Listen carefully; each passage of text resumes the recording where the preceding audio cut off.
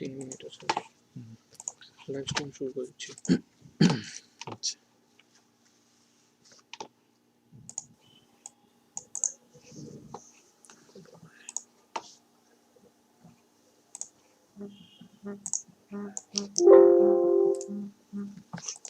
তিন মিনিট আছে, হ্যাঁ ম্যাডাম, লাইভ স্ট্রিম শুরু করছি।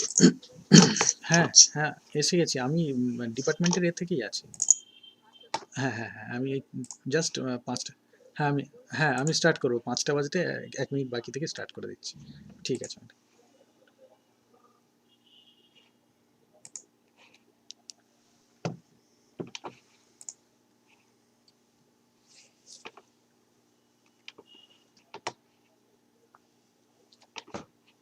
দুজন লাইভ আছে, দুজন দেখছে। আমাদের এটা এখন বন্ধ করেছি তো? ঠিক আছে, যখন আমি বলবো তখনই অন করে আবার বন্ধ করে দিতে হবে। হ্যালো,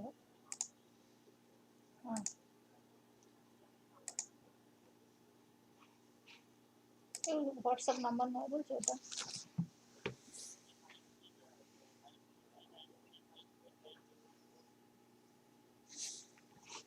বলছো ওটা নাকি হোয়াটসঅ্যাপ গ্রুপ না, নাম্বার না? 9239 আমাকে দিন, হ্যাঁ বলছি 9239, আরেকবার ভালো করে ইয়ে করুন, 9239358980। হ্যাঁ হ্যাঁ 9239358980, ঠিক আছে। হ্যাঁ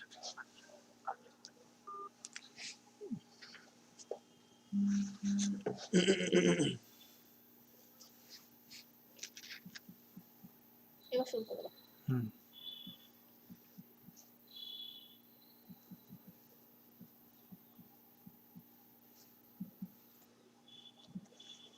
অডিওটা অন করো।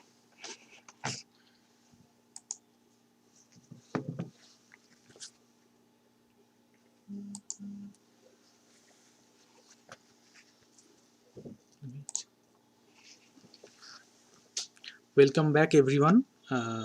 Sorry for interruption, sorry again.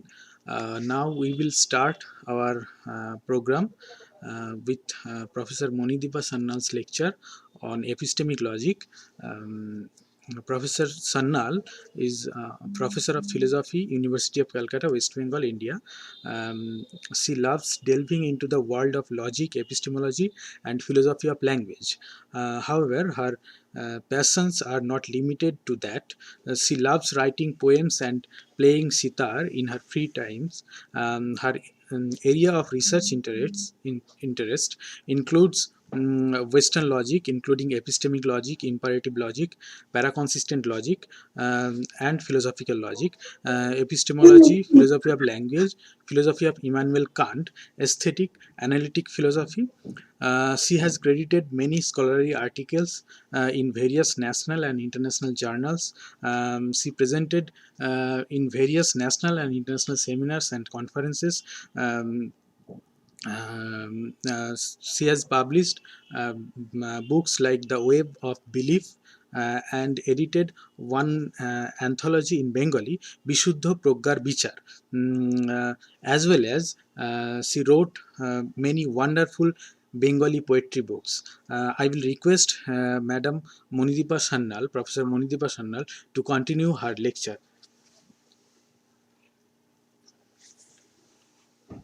Thank you, Siddiqui. Am I audible? Yes, madam. Am I audible? Yes, madam. Okay. First of all, I'm grateful to the University Authority, Raiganj University Authority, and also I'm grateful to all the faculty members of philosophy for giving me a chance to share this platform with all of you. My lecture, actually, we all know that this is World Logic Day, and this is to commemorate the birth anniversary of Alfred Tarski and the death anniversary of Kurt Gödel. I want to add with it that this is also the death anniversary of my revered teacher, late Professor Shivajivan Bhattacharya. So I dedicate my talk to him. And of course, I'll start talking on imperative epistemic logic, though I was interested in imperative logic, but as I have done my research work also on, in the area of epistemic logic, so I prefer rather to talk on epistemic logic. Now, I think this is a time I can start presenting my paper. Is it okay, Siddiqui? Yes. Yes, Is it madam. okay? Yes, madam. Please continue. Yes, madam.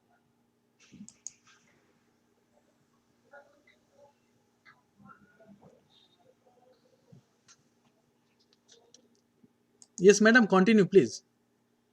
Yes, yes. Yeah. I think this is all of you can read. Is it visible now?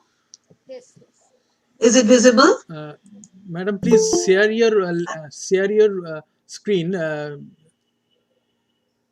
I've shared the screen. Please start presenting. Okay, okay. Let me see.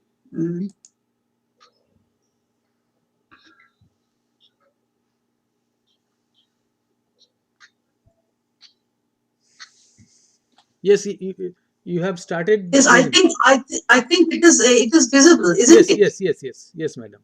Okay, of course. Thank you. So the title of my paper is I Know and I Believe. Obviously, people may think that why should I say I believe again? If I say I know something, and then is it right to say that I believe again that the same thing? What is? Because belief is popularly viewed as antithetical to knowledge, because knowledge is having justification and belief doesn't have it. So in this sense, normally belief is seen as close to superstition, faith, doubt, opinion, and whatever falls short of knowledge. But there are ample proofs to show that belief is very far from these notions and it is very close to knowledge. But what does the expression quote unquote close to exactly mean? I shall make an attempt to decipher the nearness and farness of knowledge-belief relation.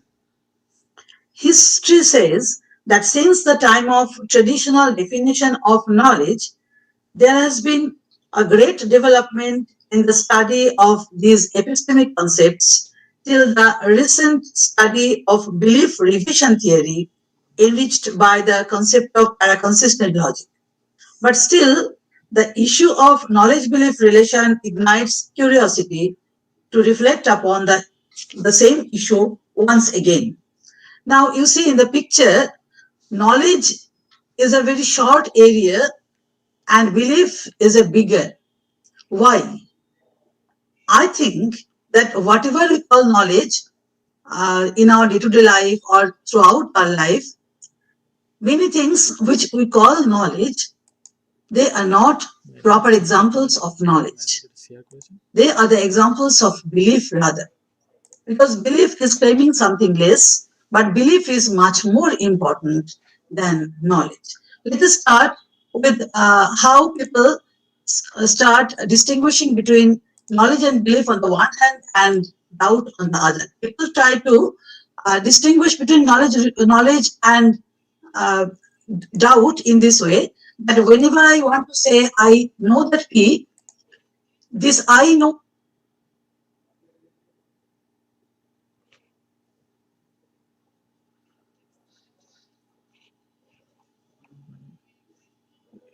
Madam is presenting. Case of belief also, when I say I want to say I believe that P, the same task can be done by simply saying P. In contrast, when I express my doubt about P, then I don't say simply P. I say I doubt that P. So the phrase I know that or I believe that, it appears that these phrases are not essential occurrences in the statement, but doubt is an essential occurrence. But actually, the difference lies somewhere else. This is not the same. Why? The only reason is that saying simply P, I cannot perform the task of what I want to mean by I know that P or I believe that P. The content of I know that P and the content of I believe that P, they are different. And if only P serves both the purposes, then I could have said only P, and by hearing only P, you can understand what I want to say, but you cannot. So P doesn't serve the purpose. Rather, the distinction lies in this case that whenever I say I know that P or I believe that P, somehow I'm attaching the truth of P. So when I say I know that P, I'm speaking about the truth of P and never about the falsity of P. Whereas when I say I doubt that P, I doubt that P means I doubt that not P also. So knowledge about or knowledge or belief about P is simply speaking about truth of P, and that is completely different from knowledge or belief about the falsity of P. Now, if this is the way of making the distinction, then we can think about the traditional JTB definition of knowledge, where it is said that there are three conditions mentioned. A means a person. A knows that P. P is a statement. Let us say in a Kantian manner that knowledge is judgmental, and P is a statement. Statement expressing any state of affairs. So A knows that P, if the three conditions are fulfilled, one is a truth condition, second is a belief condition, and the third one is a justification condition. P is true. A believes that P. A has adequate evidence. This having adequate evidence again is to be interpreted deeper, and it has got primarily two meanings. A must be right about the evidence. A must be right about the relation of the evidence to the conclusion. So this is the traditional definition where you see that belief, as I was speaking about the relation between knowledge and belief, actually belief already occurs as one condition of belief. So why is it so? If it is so clear that belief is a condition, then here ends the matter. Then what's the use of speaking about the relation? It's not so. Even if it is the one, it occurs as one condition. The question is, what is the relation between knowledge and belief? Now, three relations can be conceived. One is the relation of entailment, the other incompatibility, the third one is a denial of entailment. Let me introduce the use of the symbols. Actually, right from the time of Frege quantification theory, we know that predicate logic allows the predicate to be written in capital letter and the name of the person A in small letter as a variable, and P is that which is to be known. It is a 2 plus predicate. Those who are familiar with the logical rules, they understand that AAP means A knows that P, BAP means A believes that P.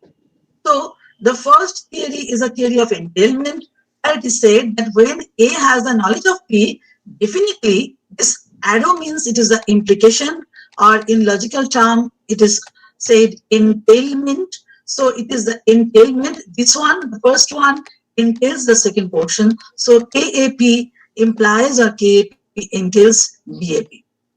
Second one is the incompatibility. That means they say that it cannot happen, that knowledge and belief about the same thing cannot happen at the same time.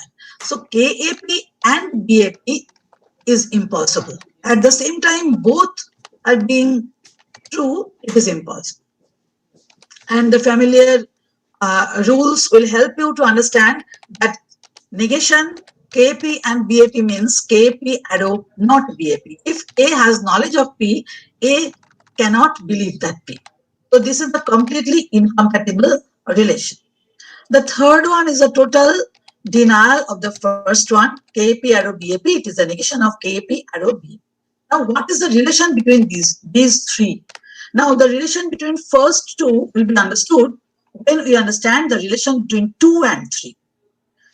The relation between 2 and 3 is that 3 is the presupposition of 2. So once you accept once you deny the entailment, you will be ending up with incompatibility, but not vice versa.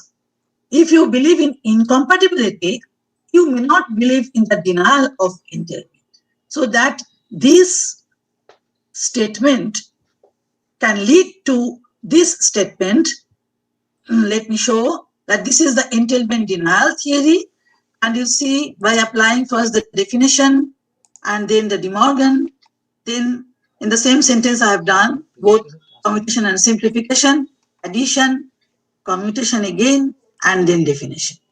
So from entailment denial, we can pass over to the incompatibility.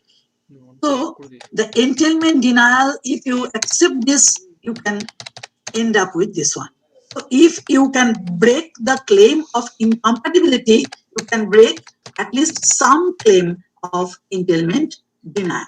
Now, so those two are important. One is the entailment and the other is the denial of entailment. Now, there are some varieties, some specification of these two theories. One is the assertion of the belief condition, that is the first one, which says that KAP entails BAP. Now there are two forms. AAP arrow BAP, it has two forms. The first one is that AAP arrow CAP. What is CAP? That A is certain about B. If knowledge takes place, then the person having knowledge must have the feeling of certainty. So the strong form is that knowledge entails belief in the sense that knowledge, first of all, entails the feeling of being sure. Now see, feeling of being sure is something which leads to belief. Until and unless I have the feeling of surety, I cannot say that I believe. So here from AAP, we can pass over to CAP.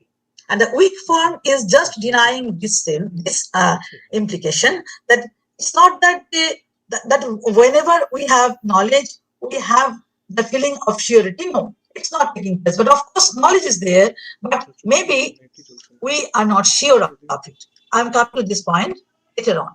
And the other one is denial of being belief condition. Is belief is denied. AP implies BAP, it is not possible. In the strong form, as I have shown, that strong form is incompatible, and this is the weak form, as Armstrong has repeated. This is the weak form, that this weak form means it denies the strong form. It is the strong form and it is being denied, the weak form. But you see, this weak form, as shown by Armstrong, D.M. Armstrong, it is defective. Why? Because if you analyze, you will find that from this weak form, which is a sort of denial, you can straight go to the assertion of belief condition. That means from this denial, you can straight go to the assertion of the denial. So this cannot be the proper interpretation, proper symbolic representation of the weak form. Let us see.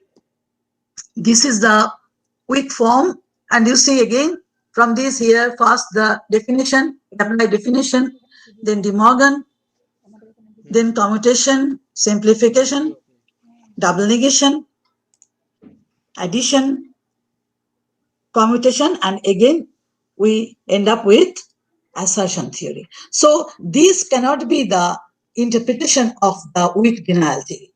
Then what is the interpretation? Weak denial theory is that it is possible to know P but not believe P.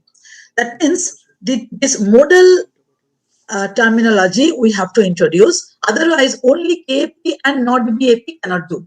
KP and not BAP clearly shows that KP does not lead to BAP, but that we are trying to keep aside. So we just can say that knowledge does not entail the absence of belief.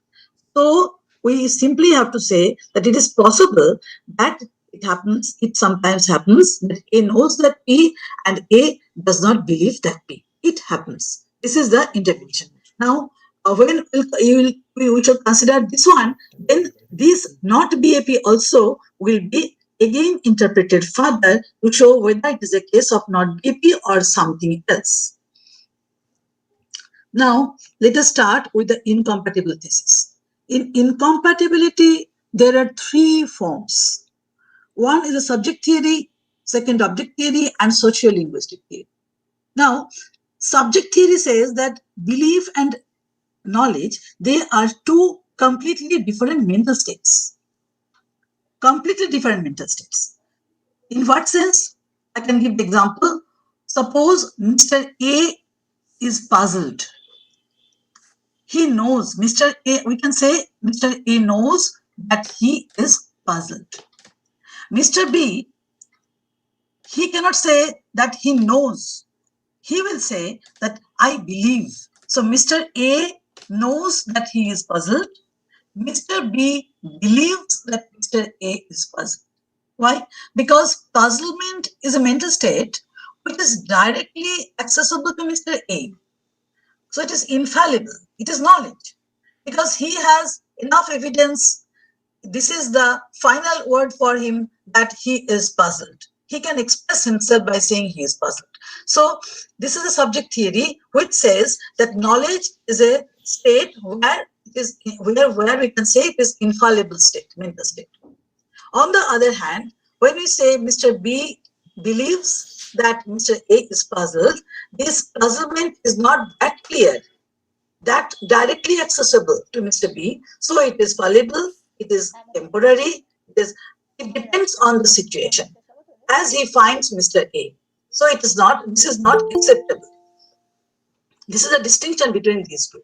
Now, we have many supporters of this theory. Price, Pritchard, and also Cook-Wilson, they support the theory that they are completely different mental states. Price says that knowledge is something, both are judgments, knowledge judgment and belief judgment. But knowledge judgment is something, the task of which is to signify a fact, that which is happening, it signifies a fact. On the other hand, belief judgment is not simply a cognitive act, as knowledge is. Belief judgment has some other functions also.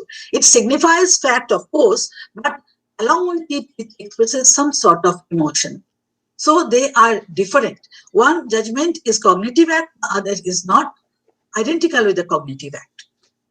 According to Pritchard, they are so transparent that their transparency will make it clear that they are different in kind, not in the degree, but in the time. Whatever knowledge we have, that is certain knowledge, and there is no question of saying that it is either true or false. So knowledge is something which is neither true or not false. Whereas belief is something which is either true or false. But it is never necessary. Pritchard will say that belief is never necessary, knowledge is necessary. And along with that, he also adds that belief presupposes knowledge. What does it mean? If it is something completely different, if we are speaking of incompatibility, then how is it that belief presupposes knowledge?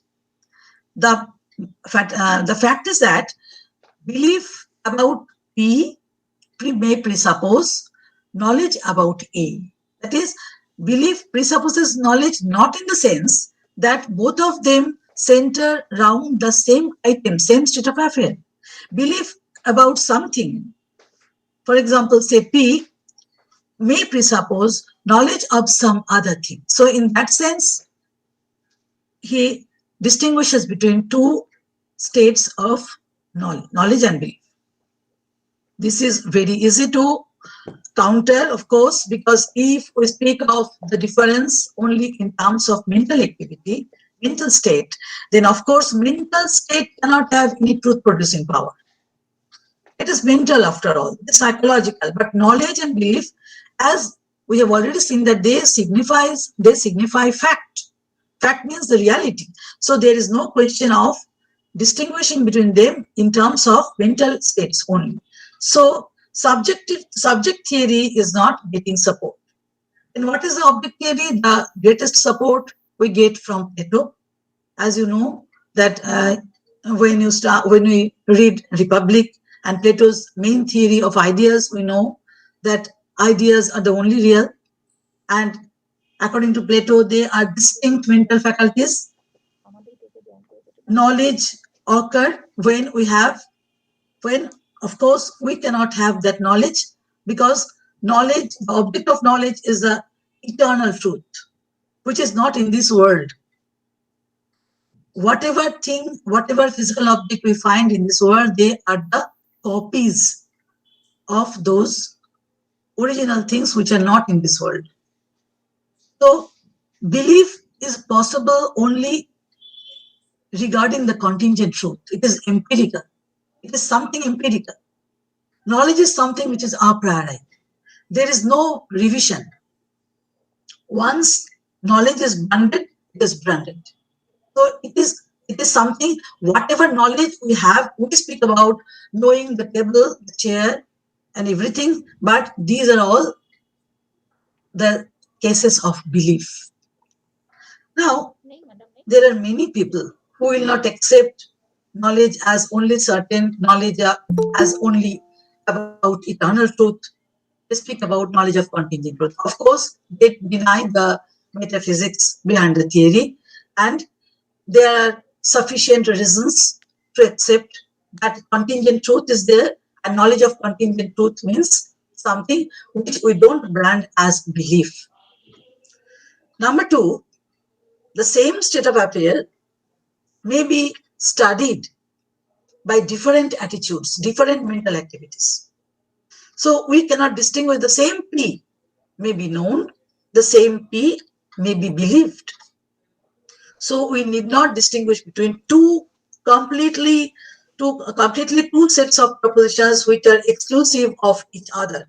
This is impossible to accept such situation normally, because we accept the empirical knowledge, and of course when we study Kant and the following and the other thinkers also, we find that it is impossible. If we cannot carry our reasoning power, we cannot converse, we cannot make any argument, we cannot proceed in epistemology if we always think that knowledge, the object of knowledge, is eternal truth. So this is not possible. Now, if this happens, then you see that the other criticism, the first criticism, as I have referred, the first criticism is that knowledge of contingent truth is possible. P is something which can be known, which can be believed.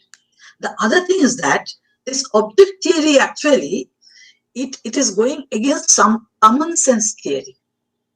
What is the common? And if you know, in philosophy, you cannot do anything, you cannot speak about anything and everything in your own manner. You cannot create something of your own.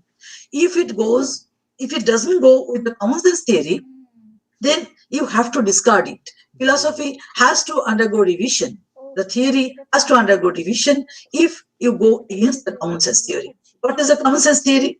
I have just said in the definition, when I considered the traditional definition, that belief means being sure. So the sense of sheer certainty or the feeling of surety, it leads to belief. We always say that if somebody is sure about something, then even if he cannot say I know, he can say, but because knowledge means there should be some evidence also. If there is no enough evidence, we can at least say this much, that whenever I'm sure about something, I believe. So this sense of surety leads to belief. This is a common sense theory. Now, this incompatibility thesis in the sense of object theory, it actually breaks the common sense theory. You see, this is the common sense theory, that if somebody is certain about P, then he believes that P. And this is the incompatibility thesis which the object theory also accepts, that knowledge does not lead to belief. At the same time, as we have already discussed the thing, that whenever we have knowledge, even if you consider Plato's theory, see, knowledge means it is certain, it is not never revisioned, so certainty is always there. In Plato's theory also, it is accepted by this object theory that when knowledge is happening, certainty is there. When knowledge is happening, belief is not happening. And when certainty is happening, belief is happening. This is the common sense. So these two are the incompatibility. One is the direct theory of incompatibility, other is something which is accepted by the incompatibility theory. That if there is knowledge, then there is certainty. And the first one is a common sense theory. Now, if all these the three things are taken as premises, then what is the result? From this, we can get KAP, that means that is a simplification. And of course, here we find that KAP, once we get KAP by applying modus ponens, we get not BAP. And as we have CAP, so here also with CAP, we get BAP. So we get, at the same time, we get not BAP and BAP. And of course, you know the rule of DS, that by adding something to BAP, we are getting the absence or the denial of the common sense theory with BAP and not BAP. I'm sorry, in this step, I should have written only simplification. That's my fault. And this justification should come here. Anyhow, so whenever I have, whenever I have any contradiction, then I can add anything and I can single out that something. So here I can deny the common sense theory, I can deduce the common sense theory. So if these two sentences, the premises of incompatibility, to go with the common sense theory, then it will end up with the absence of a denial of common sense theory. So this is the defect of the object theory. We cannot accept it. Thirdly, we get the socio-linguistic theory. It is found in early Austin. Now, early Austin spoke about the distinction. Of course, later Austin will find that he has rejected the theory, but as it has been mentioned, so I am mentioning as a variety of incompatibility. Early Austin said that knowledge sentences and belief sentences are alternating. They are incompatible. Why? Because when I say I know, I give my word, and when I say I believe, I withdraw my word. So this is the opposite thing I am doing. One is giving the word, one is refraining from giving the word. So they are the incompatible states. But what is at the background of Austin's early Austin? That is that there is a distinction between performative use and descriptive use. It is said that whenever I say about belief, I only describe something. I believe that way. And when I say I know, this is I am performing something.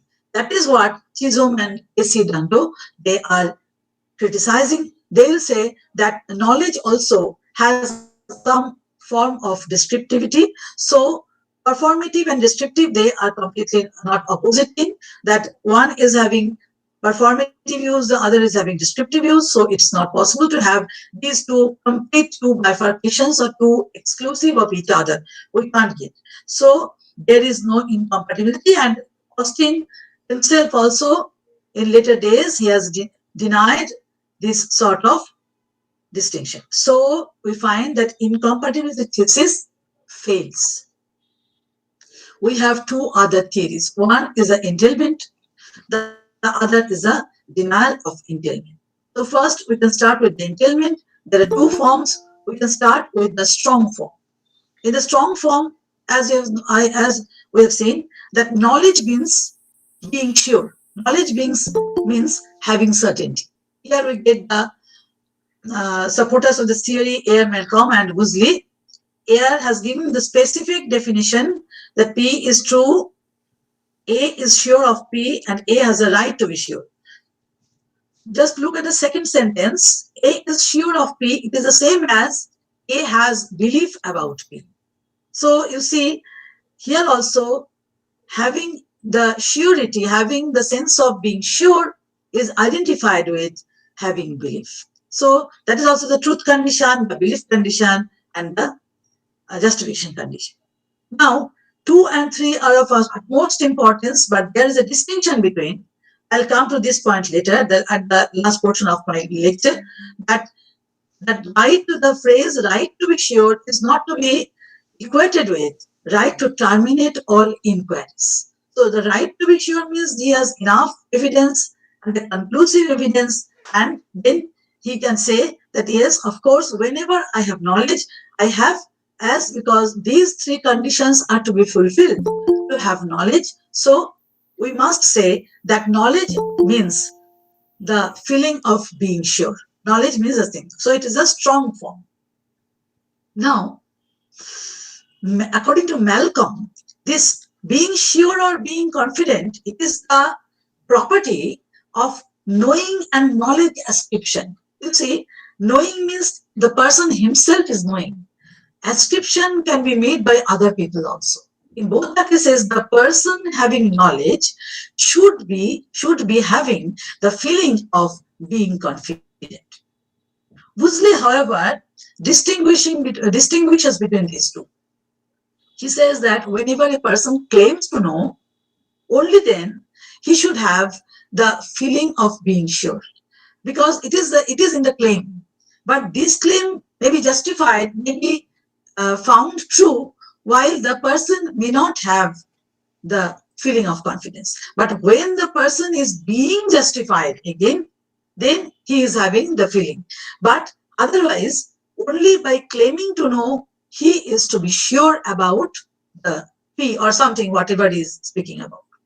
The example he is giving, that I think that it is raining, although it is not. If somebody says that, now this think, the term think doesn't mean I know. Think you can associate with belief. I believe that it is raining, although it is not. Now, Max Planck will say that this is dishonest assertion, because if you know that it is not, then how can you say that it is raining? You cannot believe. So it is not contradictory in the logical sense, but it is not false in the logical sense, but it is epistemologically absurd. You cannot claim. If you are not having the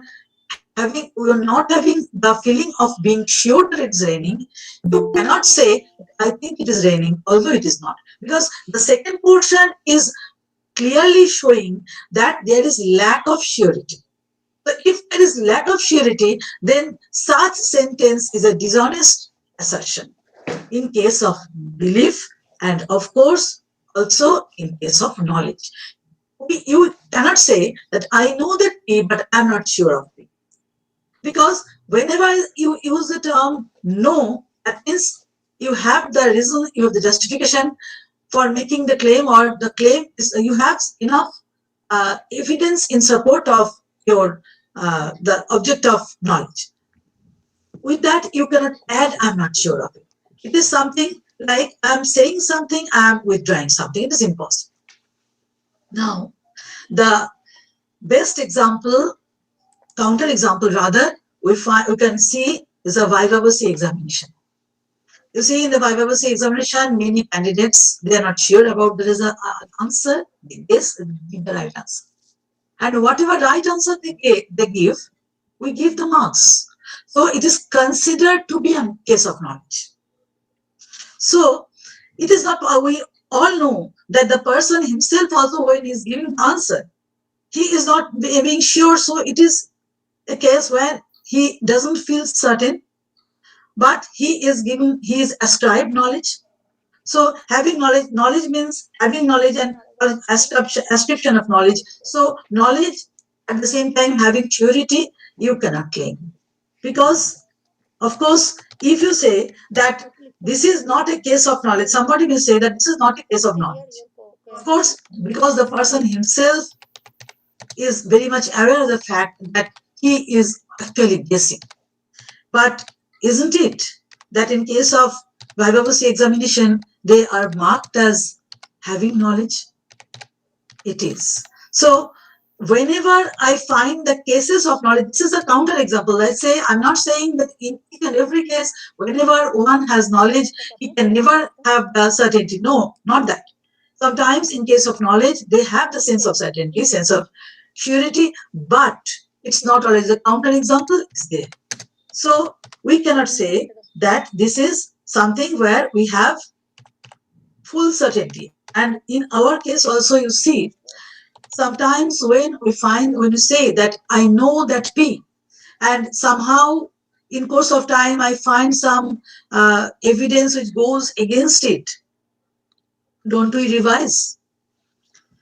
When we revise, it's really the case that whenever I'm giving evidence then also I have this in mind that so far as the evidence goes, as the science says, that so far as the data is there, this is the result.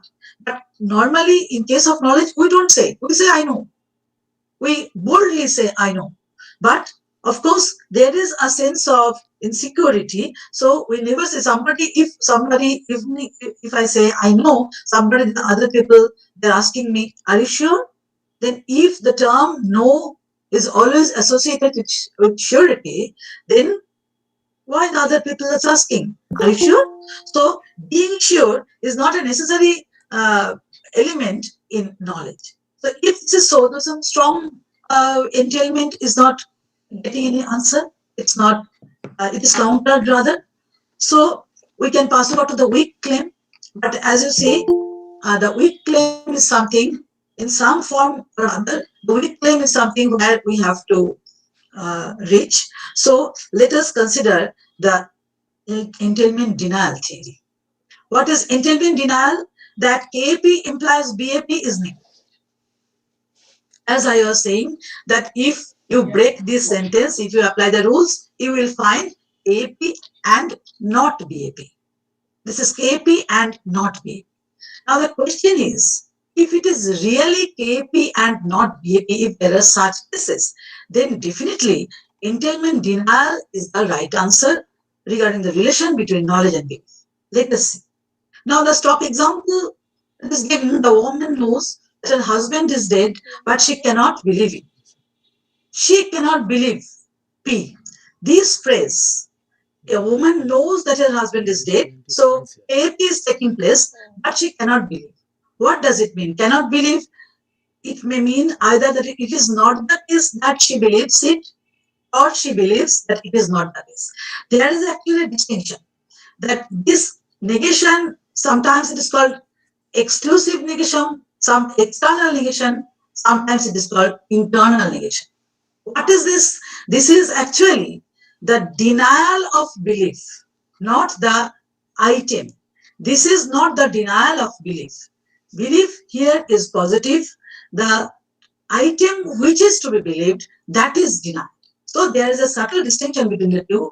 And the question is, what is happening? When we say she cannot believe P, then what is taking place? Whether it is not BAP or BA not P. Now, the fun is that whenever BA not P holds, in some cases not BAP also holds. If I believe that P is not the case, that means I don't believe P. Sometimes it holds. But from another side, it is also true that BA not P is consistent with BAP. How? BA not P means belief about the falsity of P and belief about the truth of P.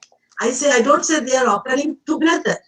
I say that they are consistent. Sometimes it happens because when I believe that my friend has he is not COVID positive, then also from some other evidences, I have the equally strong belief that he has the COVID.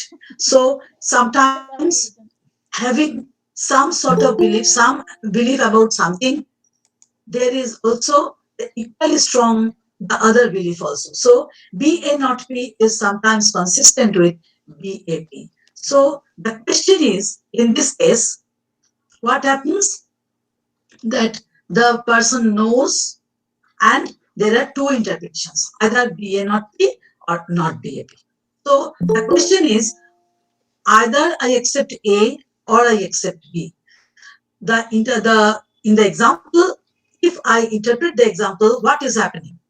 Do I say this one or do I say this one? This is the claim of entailment denial theory, and of course, this is a claim of entailment theory. Now, here A presupposes entailment denial and B presupposes entailment. That means those who give the symbolic representation in this manner, they have this presupposition that KAP arrow BAP is not taking the place. Those who accept the second one, they accept this presupposition. Now, if we accept the presupposition already, then we cannot decide which one is the case. So we should discard, we should avoid the presupposition, and then simply will determine whether the case is a case of BA not P and not BAP, or it is a case of BA not P and BAP. What is actually the case? So she cannot believe it. What is it? Either not BAP or BA not P. Now, from her behavior, her unusual behavior, it is proved, it is found rather, that she believes that her husband is not dead. Now, can she know from only the unusual behavior? When I say she cannot believe it, then even if we say she knows, can we say that she knows? No. Why? Because it's not the emotional attachment. Why she is not believing it? Actually, she doesn't have satisfactory evidence in support of the death of her husband. So she cannot believe. So in that case, we cannot say it is a case of knowledge, but we can say that she has heard, somehow she has got the news. So she can say that I believe, because the person whom this lady believes, that person came and said that her husband is dead. So the lady has to accept it in some form. So the lady says, I believe it. But at the same time, her behavior, as because she doesn't have the satisfactory evidence, then it is a case of BA not P. So why? Because it is a question of belief. It is not a question of denying belief. She is not denying belief. She is accepting belief. What she is accepting? That her husband is not. So it is not that she is not believing, she is believing something. So it is a positive belief that is happening, as because she is getting the news from an authentic person, then we have to say somehow that she has the information and very strong information. So she says that yes, I believe. But at the same time, the conclusive evidence is absent. So she said, no, I believe that my husband is not dead. I'm not saying that my husband is dead. I'm saying that my husband is not dead. So it is BAP and BA not. Still, if there is any confusion regarding this example, that no, in this example it's not happening, so we can take, for example, another example, 3 examples rather, where we can settle the case. Colin Redford has given 3 examples. The first example is a case where there is a vivacity examination and Canadian X is the name of the Canadian. The name has been given by me. Colin Redford has given only the Canadian one, etc. So Canadian X has given the right answer. But how the right answer? Actually, he is ignorant of the English history. He was taught correctly, but he forgot and he guessed. So he gave the right answer. Now, is it a case of KAP and not BAP? Now, as it is a right guess, so we have to say that he knows. So it is a case of KP nonsense. But as he is aware that he cannot remember it, he knows that he simply guessed it. So he has to say that I don't believe. In his own mind, he can murmur that I don't believe. But he is giving the right answer. He says that 1603. He knows, but he doesn't believe. Why? Because he guessed. As because he guessed, so he doesn't believe. So is it a case of not BAP? Is it a case of not BAP? That is the important thing. If it is a case of not BAP, then it is a case of absence of entailment, because knowledge is happening and belief is not happening. Let us see the other 2 cases. The other 2 cases, there are 2 other people, Y and Z. Y is giving the wrong answer. Z is giving the right answer. Now, what is common? The common thing is that both of them are ignorant of the English history and had a wrong teaching of English history. The difference is that Y had a correct memory, Z had incorrect memory. Both of them are not taught correctly. While X were taught correctly, Y and Z were taught wrongly. One had correct memory, other had incorrect memory. And all the 3 were ignorant of English history. Now, in each and every case, they are guessing, and what we find that in the first and the third case is a correct guess. So, of course, we can say even if as because it is a guess, if we withdraw knowledge, we can at least say BAP because it is a correct guess. So, in case of X and in case of Z, we have to say that they believe, and of course, as because they are aware of the fact that they are guessing, so they believe that 1603 is not the right answer. It is not 1603. They believe that it's not 1603, but they are guessing. So in both the cases, I am not considering the second case because it is an incorrect guess. So there is no belief, there is no knowledge, there is no belief. So it's not, I'm not comparing Y with X and Z. The comparison is made between X and Z because in both the cases, they have given the right answer and they are ignorant of the theory, and one having the correct memory, other having the incorrect memory, but still both of them are guessing. So they are having the case of B, A, not B. So both the cases are cases of B, A, not B. What is the result? What is the answer? That knowledge does not entail certainty. Strong form of entailment is denied, but entailment is there. As because it is a case of B, A, not B, and as because actually it is a case of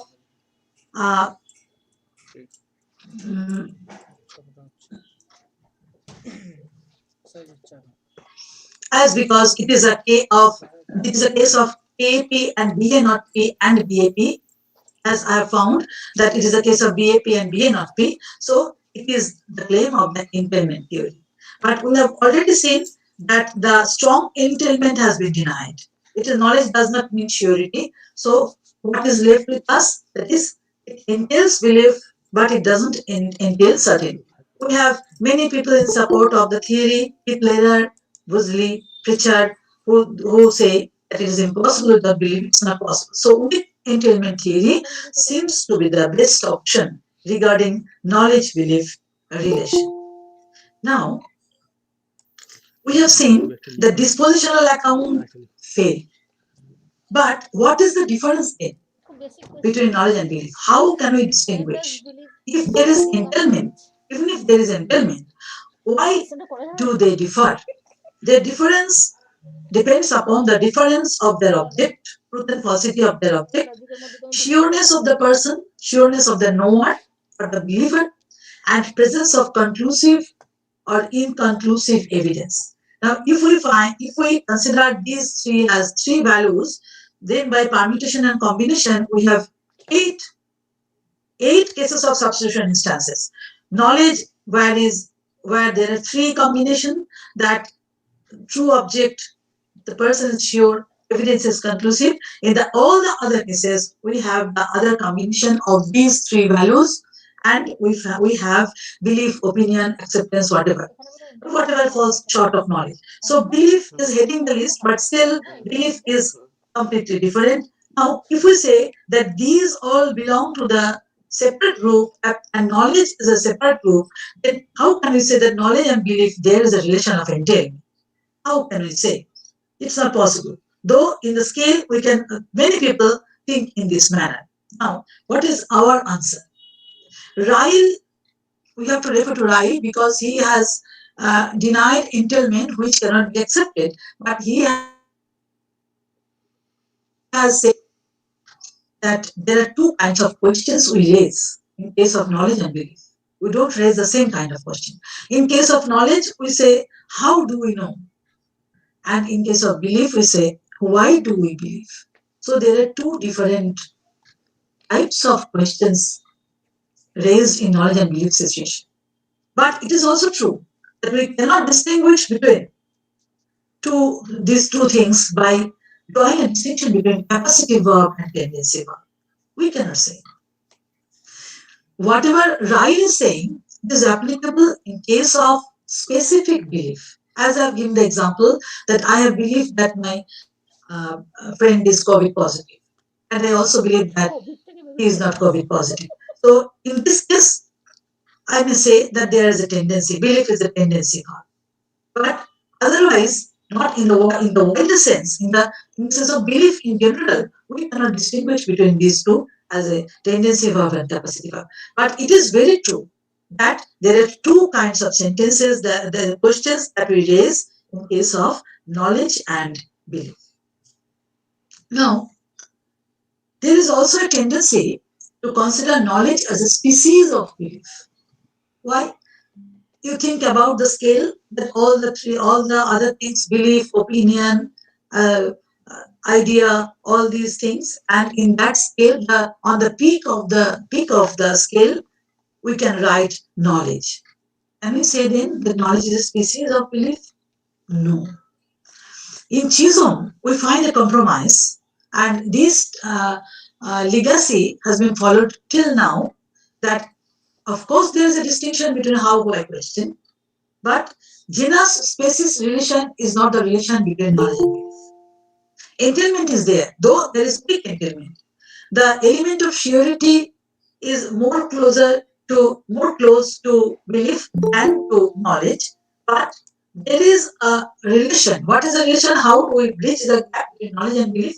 As I was showing the slide and saying that how is it that if knowledge is a separate area and belief along with the others is a separate area, how can we bridge the gap? The gap is bridged in this way, that it is a relation between arriving and traveling. A man cannot arrive until he travels. So whatever belief he has, he may go adding all the evidences and collecting all the conclusive evidences, means the conclusive evidences, and then he may come to the one point when he says that, well, the evidence is full so far as I know. Now I am going back to that sentence. I have said that right to be sure is not the same as right to terminate search. Now the question. Now if we say that yes, knowledge is there, a certain knowledge, belief is there, knowledge entails belief in the weak sense, that means we are accepting that claim of the logical positivism that knowledge is certain. Now question arises in this area whether what is meant by certainty. Now doesn't mean that I terminate all such. And the best answer I have found in Russell, that doubtfulness is very much present in knowledge. Though you see that Russell has exempted mathematical knowledge and of course logical knowledge, but as you see that mathematics also is advancing much and logic also. I think shortly you will you will be listening to Graham Priest, and maybe he'll be talking of paraconsistency. So there are some cases where we have doubt, we have contradiction, everything. So doubtfulness is there in knowledge. So is this knowledge certain knowledge? It is a contradiction in terms. It's not possible.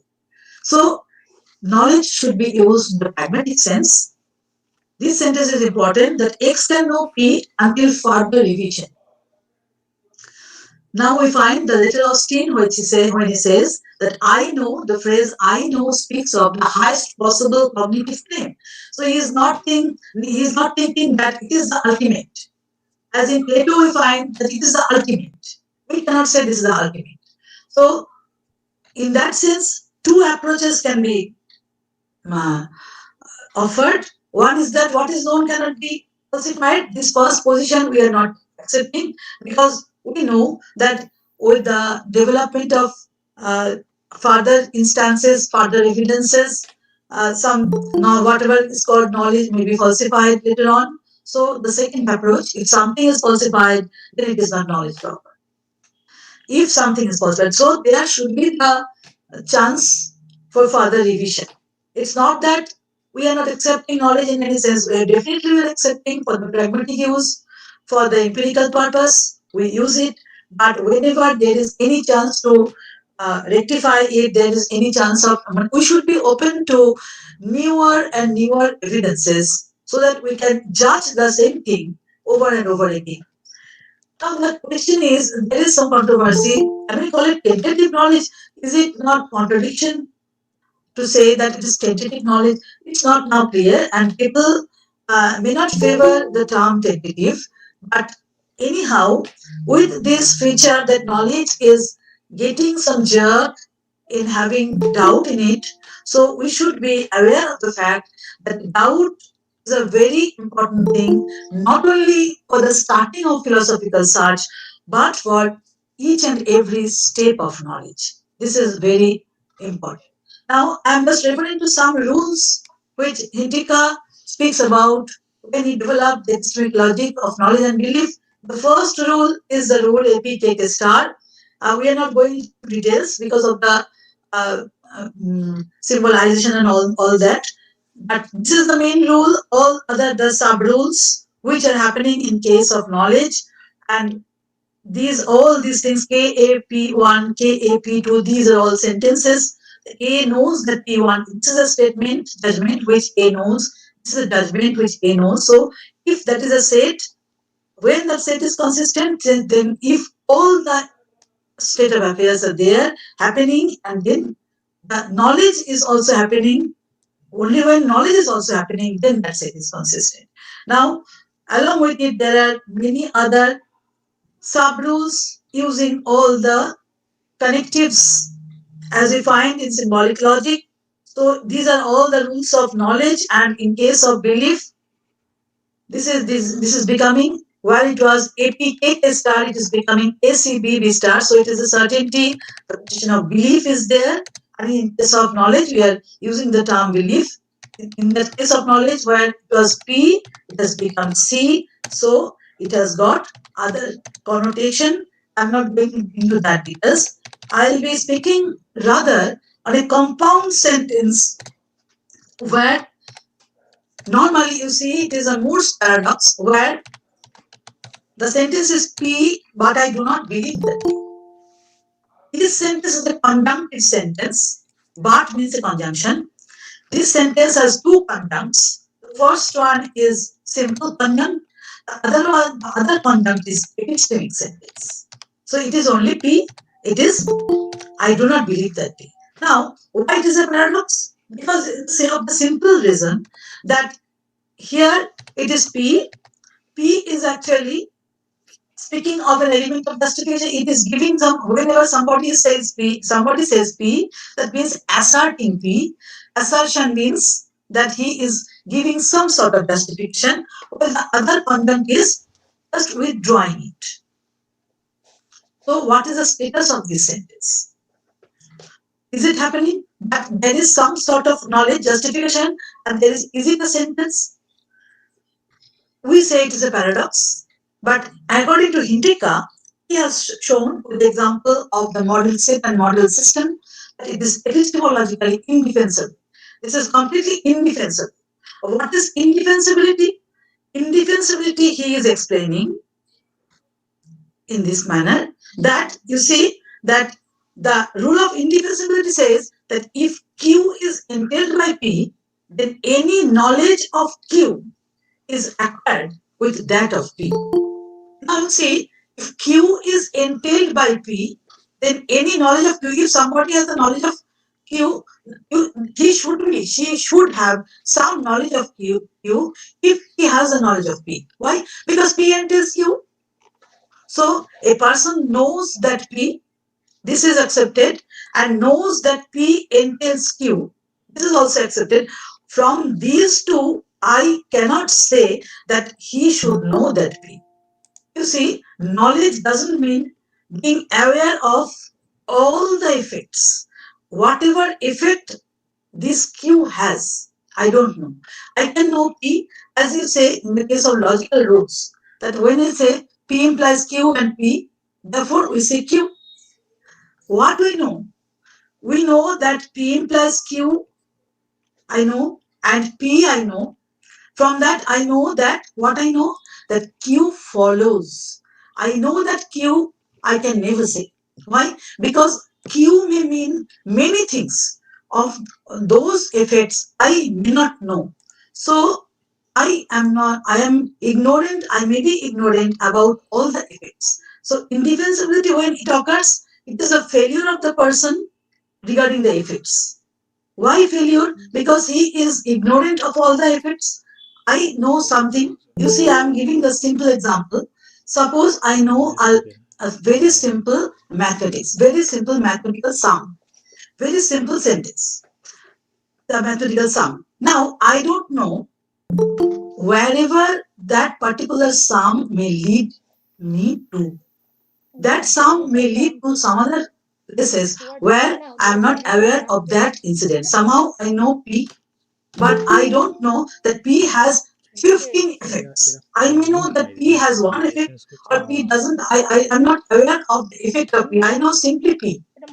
It's not necessary that by knowing P, I should know all the effects of P. It's not possible for any man to know all the effects of whatever he knows. So the far-reaching effects a person cannot know. So that far-reaching effect he is unaware of it, and then because of the ignorance, he end up with such a paradoxical sentence that I be, but I do not believe that. It is said that whenever I know the rule of indefensibility, according to Hindika, a person is not responsible for the that particular paradoxical sentence. That is what Hindika said. Now, the most important thing, I am not concerned with the paradox because this paradox has a long history and it is to be explained with the help of the Hindika's theory of model sets. That is a big thing. But what I find interesting in that is that my teacher, Shivajivan Bhattacharya, he wrote that it's not the special feature of the sentence or paradox. It is a feature of such a sentence where one conjunct is epistemic conjunct. Can I utter this sentence? It is already known that paradoxical sentence is something which we discard. We never say P, but I do not believe that P. That is controversial, that is accepted by everybody, that this is something which epistemologically absurd. But can we say this sentence also? Because if I say that P means knowledge having justification and belief means having the belief claim, that means I'm withdrawing the justification. Can we say? That means if one conjunct is epistemic conjunct, then be it positive or negative, can we utter this sentence meaningfully? We already know that the paradoxical sentence is absurd. It is epistemologically absurd. But isn't it also not absurd to say that P and I believe that P? Is it, can we say this one? That question he raised. Now, my very humble answer to the question, from whatever I've discussed, I have drawn certain conclusions. First thing, knowledge is not the final word. Secondly, knowledge is dependent on conclusive evidence. Thirdly, empirically, evidence may vary. That means it is subject to further revision. Number 4, as because the evidence is subject to further revision, so also what we call knowledge, it also may undergo further revision. On the other hand, belief has its own truth claim. Belief has also its evidence. And belief does not occur unless one is feeling sure, but knowledge can occur without feeling sure. So in order to be assertive, one needs to be sure. So whenever you are trying to assert something, you need to be sure. So until and unless you believe it, because knowledge is not guaranteeing the feeling sure, belief is very much associated with the feeling sure. So in order to be assertive, one needs to be sure. Then belief on its own, I think, empowers an epistemological agent. And that is the meaning when that is the meaning of the title, I know and I believe. Only if I say I know, maybe there may be the counter question that what do you know? How do you know? And are you sure about it? But belief has at least some sort of surety. It is putting some sort of power to it, and so it may not be meaningless if we say that I know and I add again and I believe. That's all. It's my talk. Thank you for your patience. Thank you, madam. Uh, Professor Monidipa Sannal, my revered teacher at University of Calcutta. He talked about belief and knowledge, the logic of belief and knowledge. In her talk, he mentioned so many things hitherto unknown to us, many of us. Um, uh, I will request all the participants, if you have any question and queries, please post your name or question in the inbox so that we can uh, ask madam to answer those questions. He or she can ask me also directly. Yes.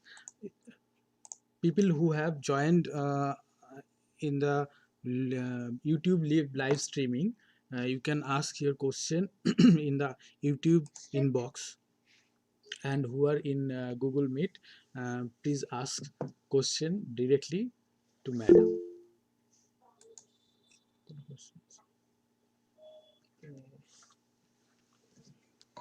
I have not stopped the presentation slides because if somebody has some question and somebody needs to see the slides, so it's open.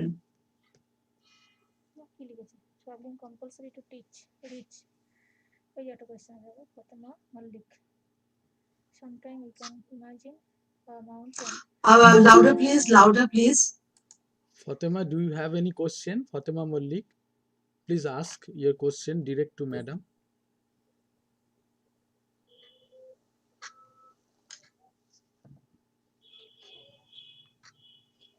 আমরাই বলে দিচ্ছি madam Hello. Madam Fatema Mallick Yes, ma'am. Fatema Yes, ma'am. Mallick Audible, ma'am. is asking Yes, ma'am. One question to my dearest madam, Monidika Sanal. Myself, Fatima Khatun, Assistant Professor of Kobi Jayapur Mahavidyalaya, Ilambazar, Birbhum. My question is, sometime madam is one slide, madam is showing there that without when we arrive in a certain place, we have to travel. So on that case, I asking that question. Sometimes we can imagine like a mountain or famous place Agra's Taj Mahal. Without traveling, we can imagine that place that place, and we reach there without in my introspection. true We arrive there without introspection. It is possible arriving without traveling with my introspection. So why traveling is compulsory to reach, or in that knowledge context? So why belief is compulsory to achieve knowledge? Thank you, Fatima, for the question. You see, when I started with Kant, that we are speaking of empirical knowledge. We are not in the world of Plato. We have discarded it, and we said that we are concerned with empirical knowledge. So, in case of empirical knowledge, unless you have gathered the evidences, or unless you have the belief, how can you proceed? Of course, what you are saying about the imaginary traveling imaginary reaching a place. So arriving, where do we arrive? Do we arrive at a proper place? Is that a reality? It's not a reality. So we are speaking of the knowledge, empirical knowledge, as we find in the real world, empirical world. So there's no question of imagination. Until and unless we travel, we cannot go. If we don't walk, we cannot reach. It's only that. That's my answer. Thank you, madam. Thank you. Very nice speaker.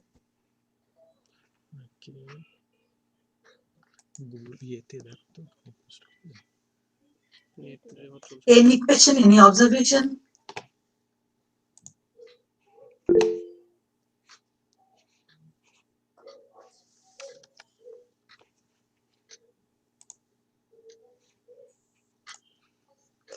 Actually, with the development of belief revision theory, very recently, it has been found that many of our beliefs can be revived.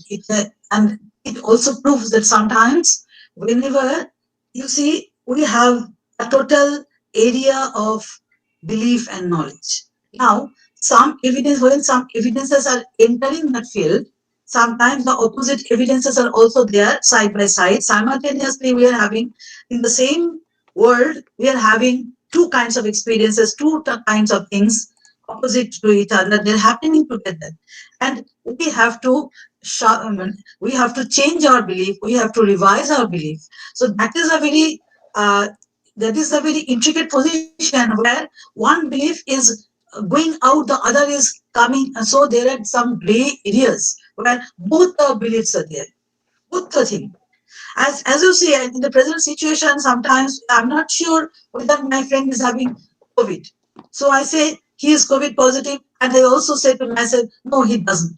So of course I have some sort of belief, BA not P and BAP. It's happening together. It's not the question of not having belief. Whenever I have knowledge, I never say that I'm not having negative knowledge. Also, I don't say that it is not, the belief is not taking place. Belief is taking place. But whatever is believed, that is the change is there. So it is an internal negation which is affecting the very element which I want to know. It is not happening. Her husband is dead. Her husband is not dead. She is believing both because from some authentic person, she has heard that her husband is dead, so she is believing it because of the authentic person. In Indian philosophy also, we speak of the Apta Purusha. So it is also the authentic person. So similarly, she doesn't have conclusive evidence. So she says her behavior shows that she believes, not that she doesn't believe. She believes that her husband is not dead. So both the things are happening. P and not P. BAP and BA not P. So some sort of belief is there. So there is a weak form of belief, weak form of entailment. Knowledge entails belief in that sense. Madam, I have an observation. Yeah, of course. Once you have said X knows that P means it is true until further revision. Yeah. Is it like the definition of knowledge given by Mimamsaka and the Vedantins, that was anodhigato avaditattva. Yes, of course. Thank you, Siddiqui, for the question. Yes, there is a similarity because you see when Shankara is speaking of that kind of knowledge, so he says that there are the three kinds of shatta. They're speaking of Vyavaharika shatta. So whatever knowledge I'm speaking about, that is regarding Vyavaharika shatta. So definitely that is the case that until further revision. Yes, of course. Thank you, Siddiqui, for the question. Yes, of course, that the metaphysics of Shankara's theory is something different. There, the element of existence is defined in some other way. So he is speaking of realization and all that. I am not speaking of that. Everything is happening in this empirical world, empirical field. So whatever revision is going there, it is empirically happening. Another point is, ma'am, I just thinking about the basic proposition, basic belief in Ayers and other logical positivists. Like I have to take now.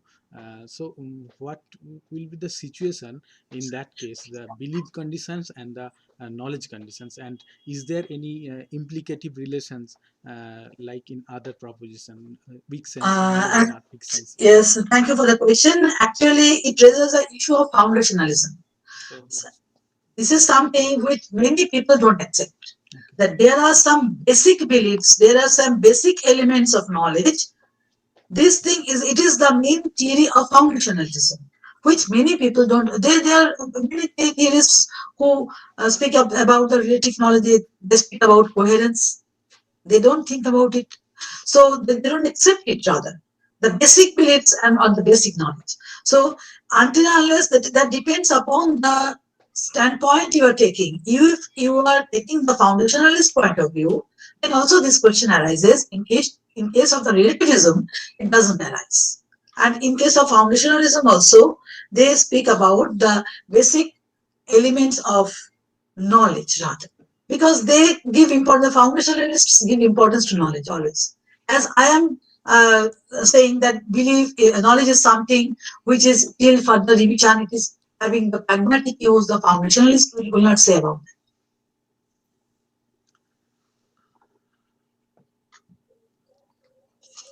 Okay, thank you, madam. Any one of you, do you have any question? Please post your name or directly ask to the madam.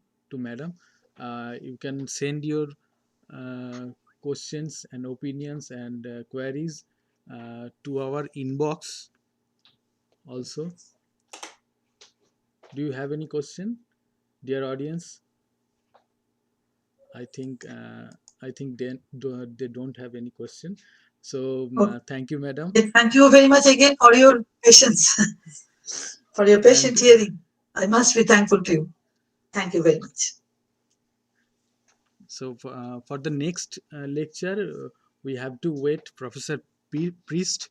He has not joined yet. I am trying to contact him. Please stay tuned and be with us. We are trying to contact Professor Priest. Thank you, everyone. Priest এখনো join করেননি কেন? কি নাম sir? Graham priest, দেখো তো এসছেন? না sir আসেনি।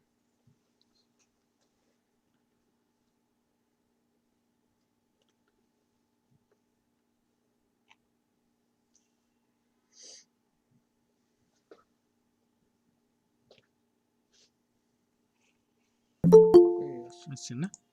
Yes.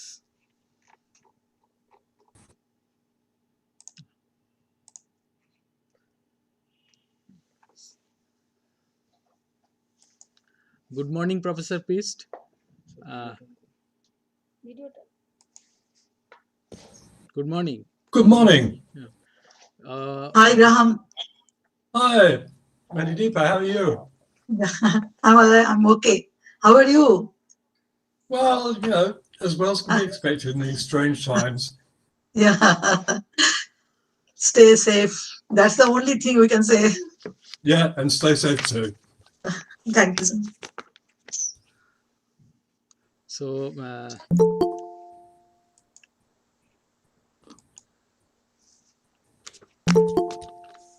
এবার তুমি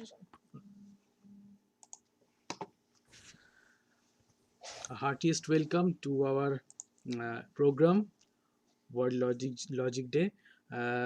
On behalf of the Department of Philosophy, Raiganj University, I welcome Professor Graham Priest.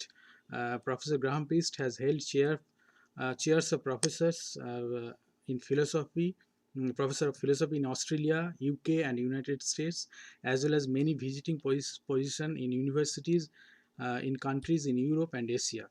He is currently Distinguished Professor of Philosophy at Graduate Center, City University of New York, and Boyce Gibson Professor Emeritus at the University of Melbourne. He is known for his work on non-classical logic, particularly in connection with dialecticism, paraconsistent logic, on the history of philosophy, and Buddhist philosophy, and Jain philosophy. He has published over 300 articles which have appreciated in all over the world, nearly in every major philosophy and logic journal. His books includes In Contradiction, Beyond the Limits of Thought, Towards Non-Being, Doubt Truth to be a Liar, Introduction to Non-Classical Logic, 1, and the fifth corner of 4 for he will talk today on the introduction to paraconsistent logic. I will request Professor Priest to continue his lecture. Thank you. Sadiq, couple of things. I don't think we're due to start till 8 o'clock my time, so there may be some people still waiting to come in. Okay. Maybe we should wait till 8 o'clock. Okay. And the other thing is, so we can wait. I'm not familiar with this platform. I don't know. I need to share my screen to show you slides. Can you explain to me how I share my screen? At the right corner of your screen, you can see the present now. Is it there? Ah, Present now. yes, got it. Yes. If you click on Uh, there, your screen will be visible to us, I think. Okay. Yes.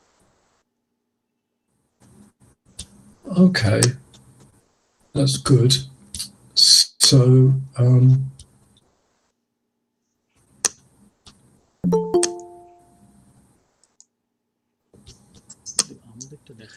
it should be the case that everyone can see a slide which says an introduction to paraconsistent logic. Is that okay, Sadiq? Yes. I think. Yeah, we can see it. Excellent. Okay. So just while we're waiting for 8 a.m. my time, which is what, 6:30 your time? Is that right? Yes. Yeah. Okay. It's 6:30. Okay, good. You're presenting top. We have an hour and a half scheduled. That's what you told me, I think. Is that right? Yeah. Okay. So I certainly won't talk for more than an hour, maybe less. So that'll leave plenty of time for questions. But I'm very happy for people to interrupt as we go along, if people want to ask questions. I don't know what system you're using for people online asking questions. I mean, as I say, I'm not familiar with this platform, so I don't know if it's a chat board or something. They can ask directly, I think.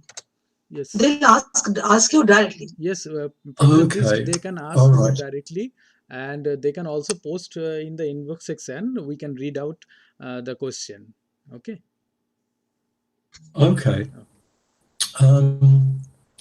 So people can unmute themselves and ask a question, but also put it in the chat board, I guess. Okay, that's fine. So I'm happy for people to jump in and ask a question if they want to. That's fine. I can't see the chat board, so maybe Sadiq or Manideep, you could keep an eye on this and let me know if someone wants to ask a question.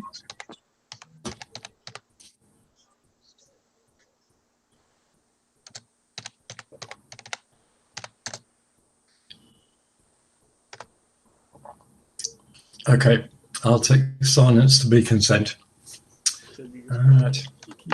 Well, we're still 5 minutes short. So, Manideepa, how are things in Calcutta? Yeah. Pardon? How are things in Calcutta? Oh, Calcutta is okay, but people are very much afraid of the COVID, etc. Very much careful.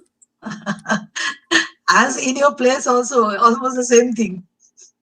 Yeah, absolutely. But I was checking the numbers this morning, and it looks as though the number of infections is going down in India, which is great. I mean, unfortunately, it's still climbing here, which is not great. Last year at this time, you were here. I was indeed. In fact, I was just checking my diary. This time last year, I just left Calcutta, and I was on my way to Nalanda. Yeah. Things have the world has changed a lot in that last 365 days. It has changed a lot, really a lot. Yes. Yeah. A lot has been changed. A lot of people has been changed. Yeah. Well, I don't think we're going to go back to life as it was before. Too many things have changed. We hope so. We also hope so. Yeah. But we found that we can do a lot online that we wouldn't have thought about before. Of COVID, and I think we're going to be carrying on doing is that. You can join. I'm sorry? The only positive thing of COVID that you can join through, online from New York to us, in the interior place of West Bengal. You know, Yeah. otherwise you had to travel lots. Certainly, it's. Go on, Sadiq.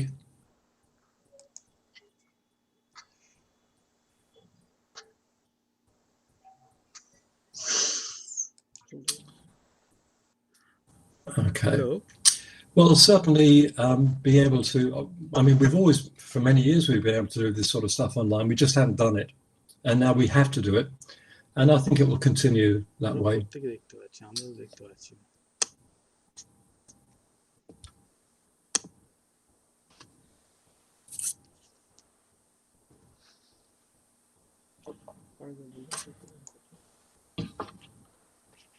আমাদের এখানে কিছু গন্ডগোল আমাদের কিছু গন্ডগোল আছে। যেহেতু আমরা হোস্ট করছি তার জন্য দেখতে পাবো না। এখন ডিএস স্যার এর জন্য শেষ।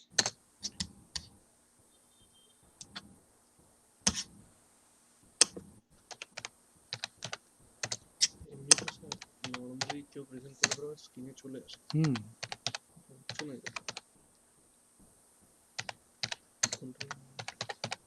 নেটটা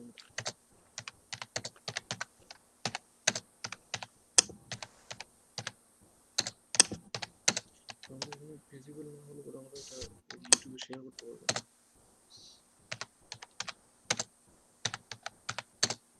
For whom he is waiting. Friends.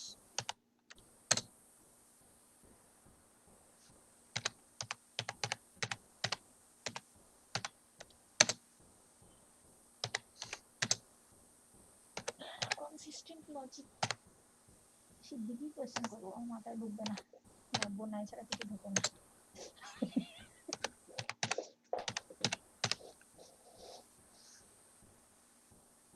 PRIEST না?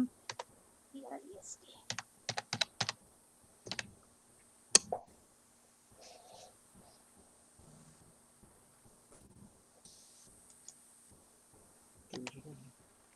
সামান্যদের এই অবস্থা। এই যে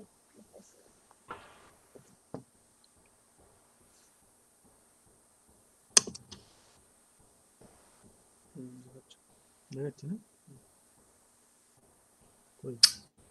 Okay, so it's now 8 a.m. my time, Sadiq. So shall we start? Yes, yes, Professor Priest, please continue. Okay, and Sadiq, please call me Graham. Yeah. Don't stand on titles. Sorry. Okay, so that's okay. So first of all, let me say thank you very much for this invitation to talk to many of my friends and colleagues in India. It's a delight to be here. It's World Logic Day, as you know, one day of the year devoted to logic. I guess that means that the other 364 days of the year are World's Illogical Days. Looking at the world, you might well suspect this, but anyway, we'll celebrate logic a little bit today. When Sadiq asked me to talk, we had some discussion of what to talk about, and I thought maybe most people won't know much about paraconsistent logic. I'm assuming that most people have at least a basic in sort of modern classical logic, but I think even though paraconsistent logic is now maybe 60, 70 years old, I think it's true that it's still not well known by many people. So I thought that an introduction to paraconsistent logic might be an appropriate thing to give. And as I said earlier, I'm very happy for people to stop me and ask questions and so on. I certainly won't talk for more than an hour, so there'll be plenty of time to ask questions at the end. But sometimes it's better to ask a question as you go along, just because you can clear up misunderstandings. So please feel free to stop me and ask a question as we go along. Okay, so nowadays paraconsistent logic is an enormous area, and there's absolutely no hope of covering it all in an hour or a day or a week or a year. So what I say will be very much an introduction. And what I'm planning is this. First of all, I want to get straight as to what paraconsistency is. So we're going to start with the definition. Then I'll give you a very brief history of paraconsistency. Because although the name is new, the subject is not, as you'll see. So that's the sort of preparation. There are many different formal paraconsistent logics in today's logic world. And again, this isn't a place to survey them all. But if you've never seen a paraconsistent logic before, you'll be curious to know what they might look like. So in the third part of the talk, I will give you a formal paraconsistent logic, a formal propositional paraconsistent logic. And then in the last part of the talk, I'll talk about a few of the possible applications of paraconsistent logic. So the talk has 4 sections, those, and let's start then with a definition of paraconsistency. So there is a form of inference which is now usually called explosion. And explosion is the principle of inference that for all A and B, from the premises A and not A, you can infer B. This has a sort of rather finer sounding medieval Latin name, ex contradictione sequitur quod libet, from a contradiction everything follows, but that's a bit of a mouthful. So usually it's called explosion nowadays. And it's called explosion for the obvious reason, namely that once you have inconsistent information or premises or an axiom system or whatever, everything follows, so your information explodes. Now, prima facie, this doesn't look like a very plausible inference. Okay, so here are some examples. Kolkata is in Italy, Kolkata is not in Italy, so Melbourne is in Australia. The moon is round, the moon is not round, so slavery is legal in the United States. The Buddha was born in 1900, the Buddha was not born in 1900, so water is made of hydrogen and oxygen. Now, I mean, those really don't look like valid inferences, just because, well, for one reason at least, there's absolutely no connection between the premises and the conclusions. So if you've never studied modern logic, it may come as something of a surprise that standardly in modern logic, these inferences are taken to be valid. Explosion is taken to be a valid principle of inference. So there's something called classical logic, which is not a great name, as we'll come to in a minute. But if you do a first course in logic at a university or a school in the United States, and I bet in India, you will learn classical logic, and you'll be told how and why explosion is valid. Okay, so that's explosion. Now, paraconsistency. A logic is paraconsistent if explosion is not valid. In other words, contradictions don't imply arbitrary conclusions. They may imply some things, but they won't imply everything. That implies some things, but not others. Just on a point of terminology, the word paraconsistent was coined by a Peruvian philosopher, Miro Quezada, in 1976. And it means either quasi-consistent or beyond a consistent, depending what you think this Greek prefix, para, means. Newton da Costa told me that Miro Quezada intended it to mean quasi-consistent, sort of consistent. I'd always preferred the beyond the consistent, because what a paraconsistent logic does is to allow you to reason beyond the consistent. Anyway, that's the origin of the word paraconsistent itself.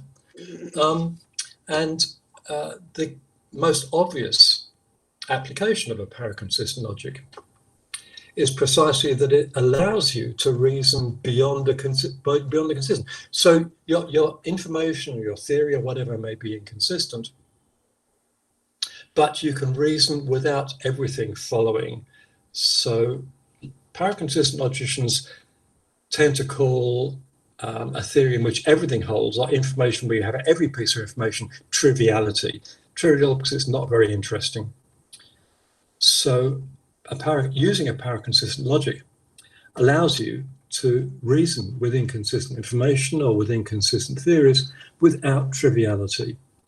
So to use a metaphor, inconsistencies can be sort of quarantined. They can be kind of located or localized as singularities in your field of information, and not everything is going to follow from them. And that's an important and a very useful property, as we'll see in due course. Okay, so that's the definition of paraconsistency. Actually, what I might do at the end of every section is just pause and see if people have any questions they want to ask before we go on to the next section. So are there any questions about that?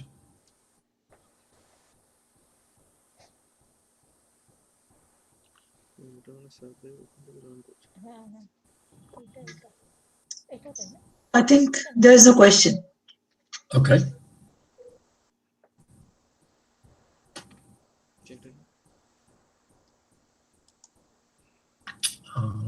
Well, I can't hear anything, so maybe someone needs to unmute their microphone.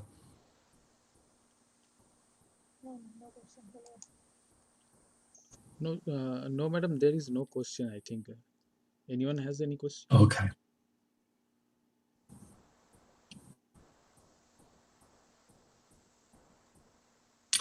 Okay. One thing we've learned from doing these things online is that you have to be patient, and that's fine. Okay. So that defines the topic of my talk. Okay. So let me say a little bit now about the history of paraconsistency. Of course, there's an enormous literature on this now, but I'm going to be brief. As I just said, explosion is valid in classical logic. And you might think that the fact that this logic is classical means that it has something to do with the great ancient civilizations of the world, such as Egypt, Greece, India, China.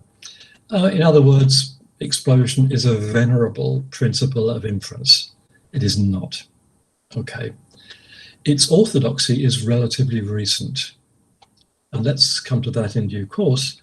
But let's talk a little bit about the history of Western logic. I'm not going to talk much about Eastern logic today. That's its own fascinating story. For the most part, what I'm going to be concerned with is Western logic. I know you have other people today and tomorrow talking about Indian logic.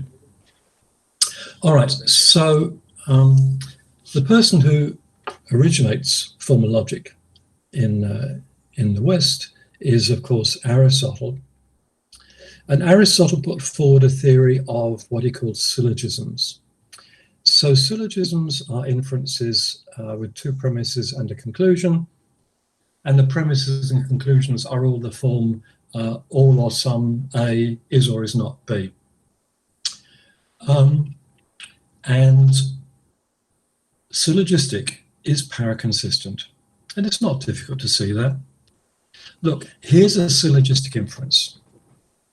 No SRM, some MRS, so all SRS. This is not a valid syllogism, okay? You can't have a valid syllogism with a universal conclusion with a particular premise. So this is not valid. Normally in a syllogism, you have three distinct terms, S, M, and P. So S is doing double duty here. It's doing duty for S and for P, but that's okay. Aristotle tells us in the Analytics that you can do that. You're allowed to do that. Moreover, that syllogistic is paraconsistent was something that Aristotle was quite well aware of, because again in the Analytic, he points this out to us. I'm not going to give you the reference, but if anyone wants it, they can email me and I'll send you the passage in the Analytics, where Aristotle says, look, contradictions imply some things in some moods, but not others. Okay. So explosion is not to be found in ancient Greek logic. There's actually another school of logic which is developing at this time, which is Stoic logic. I won't go into that, but it's not to be found in Stoic logic either. So you don't find explosion in ancient Greek logic. Where do you first find it? Well, as far as we know, the first appearance of explosion in the history of Western logic has to wait till the 12th century and a logician called William of Soissons, who's working in Paris. He's part of a bunch of logicians called the Pavipontinians. In Latin, that means a small bridge. So I guess they were living by one of the small bridges of the Seine. And William invents something which is referred to as his machine. And it seems to be an argument for explosion. And as far as we can tell, the argument goes something like this. So I give it in natural deduction form. Suppose A and suppose not A. Okay. From not A or B follows. That's disjunction introduction. And then from A and not A or B, B follows. And that's a principle of inference, sometimes called the disjunctive syllogism. From A, not A or B, infer B. Okay. So William invents or discovers this argument. No one seems to have thought of it before him. And so medieval logicians after William are aware of this argument and of the consequent explosion if you accept it. Should you accept it? Well, that's a point of some controversy in medieval logic. Medieval logicians love to draw distinctions. So what they'll say is that in some sense it's valid, in some sense it's not. Medieval logicians in the West distinguish between different kinds of validity. They're sort of logical pluralists, and they have a bob each way, as the English say. So it's not orthodox in medieval logic. It has this kind of ambiguous status. Now, medieval logic is one of the great periods of logic, okay, in the West. Unfortunately, virtually everything in medieval logic is forgotten with the rise of the period of Western history, usually called the Enlightenment, or the Renaissance, or humanism, when so much medieval philosophy is forgotten. So by the time of Kant, for example, in the 18th century, most logicians knew very little more about logic than Aristotle did. And syllogistic was the orthodox logic between then and really the end of the 19th century. So again, logic reverts to being uncontentiously paraconsistent. Okay. So when does explosion become orthodox in Western logic? The answer is that it becomes orthodox around the beginning of the 20th century. So one gets a revolution in logic in the West at the end of the 19th century, beginning of the 20th century, by people like Frege and Bertrand Russell. And mathematical techniques are really applied to logic for the first time in the history of logic. And between them, they invent this theory, which has since come to be called classical logic. Of course, they didn't call it that. That's a name that doesn't arise until the 1930s. But they invented classical logic. And in classical logic, explosion is valid. I'll show you why in a minute, but most of you, I'm sure, will know that it's valid in classical logic. So that's when explosion becomes orthodox in Western logic. What you get around the 1960s is the invention of modern logics, that is, the ones that use mathematical techniques in which explosion is not valid. So around the 1960s, maybe a bit early 1950s, you get the invention of contemporary paraconsistent logics. By this time, syllogistic is really old-fashioned, but we have logics which are modern logics. They use mathematics and they're paraconsistent. I'll tell you some of the people who invented paraconsistent logic.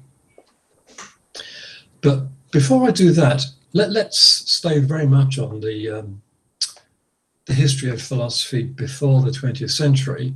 And let me say just something about Indian thought. Because as some of you will know, in early Indian philosophy, particularly in Buddhist thought, there's a principle of inference called the Chatushkoti. So in Buddhist metaphysics, the early metaphysicians, certainly up to about the 5th or the 6th century, standardly appealed to this principle called the Chatushkoti. We find it enumerated in some of the early Buddhist sutras. It also plays a central role in the work of the great Nagarjuna, the first Mahayana Buddhist philosopher, founder of Madhyamaka. And the Chatushkoti is a principle which tells us that every statement has one of 4 values. And the 4 are true only, false only, both, and neither. Now, this isn't a view about formal logic. It's a view about truth or reality, take your pick. So this on its own is not paraconsistency. So why am I giving this to you? Well, because you'll see in a minute that the Chatushkoti can actually be thought of as behind one modern paraconsistent logic. So I wanted to point out this Indian connection to you because you're going to see that something looks very much like the Chatushkoti in a moment. Okay, so let's come back to the history of paraconsistency. Who are the people who originate modern paraconsistent thinking? And there's a whole bunch of them. I'm not going to give you all of them. I'll mention 3 or 4. But these are people who are working in different countries, indeed different continents, completely unaware of each other. So they have different motivations. They use different techniques to construct a paraconsistent logic. But they invent different modern paraconsistent logics. So the first one is Stanislaw Jaśkowski, who's working in Poland, who publishes a paper about the subject in 1948. And the question with the paraconsistent logic is always, how do you get explosion to break? And in some sense, you've got to countenance situations where A and not A can both be true, but not every B is. Okay, that's the sort of trick you got to turn. How did Jaśkowski turn this trick? Well, he sort of identified truth with truth in a possible world. That's a bit anachronistic because possible world semantics hadn't been invented, but he used the techniques of modal logic. So he thought of P as meaning it's possible that P in some possible world. Then it's pretty obvious if you know something about modal logic. You can have P as true in one world, not P in another, and that doesn't mean that in any world anything holds, anything in particular holds. So that's how he was able to turn the trick. So that's probably the earliest paper. The second one is a doctoral thesis by a Swedish logician, Søren Halldin, called, the thesis was called The Logic of Nonsense. And Halldin was worried about paradoxical statements like the liar paradox and Russell's paradox, and he invented a 3-valued logic where there are 3 values, true, false, and there's a kind of a third one, And it's quite clear that this should be interpreted as both true and false. So what Haldane invents is essentially a three-valued logic, and now we know that there are many paraconsistent three-valued logics. And the trick is that you have some value which a contradiction can have, or that contradictories can have, such that that value is designated. So that's how Haldane turned the trick. Both A and not A can have a designated value, whereas an arbitrary B doesn't. The third person I'll mention is particularly important because, well, this is Newton da Costa, and he published a PhD thesis in 1963, and really Newton was the first person to build up a school of paraconsistent logicians in Brazil, in Sao Paulo. And he and his co-workers not only developed various paraconsistent logics, but they investigated paraconsistent mathematics for the first time. That is, mathematics where you're dealing with inconsistent but non-trivial theories. How did da Costa turn the trick of invalidating explosion? Well, what came out of da Costa's school was that you have to understand negation as not truth functional. So once you've determined, there are only two truth values, true and false, but the truth value of A does not determine the truth value of not A. So negation is not truth functional. And it's quite possible to have both A and not A true, even though not everything is true. So da Costa turns the trick by treating negation as not truth functional. Let me mention one final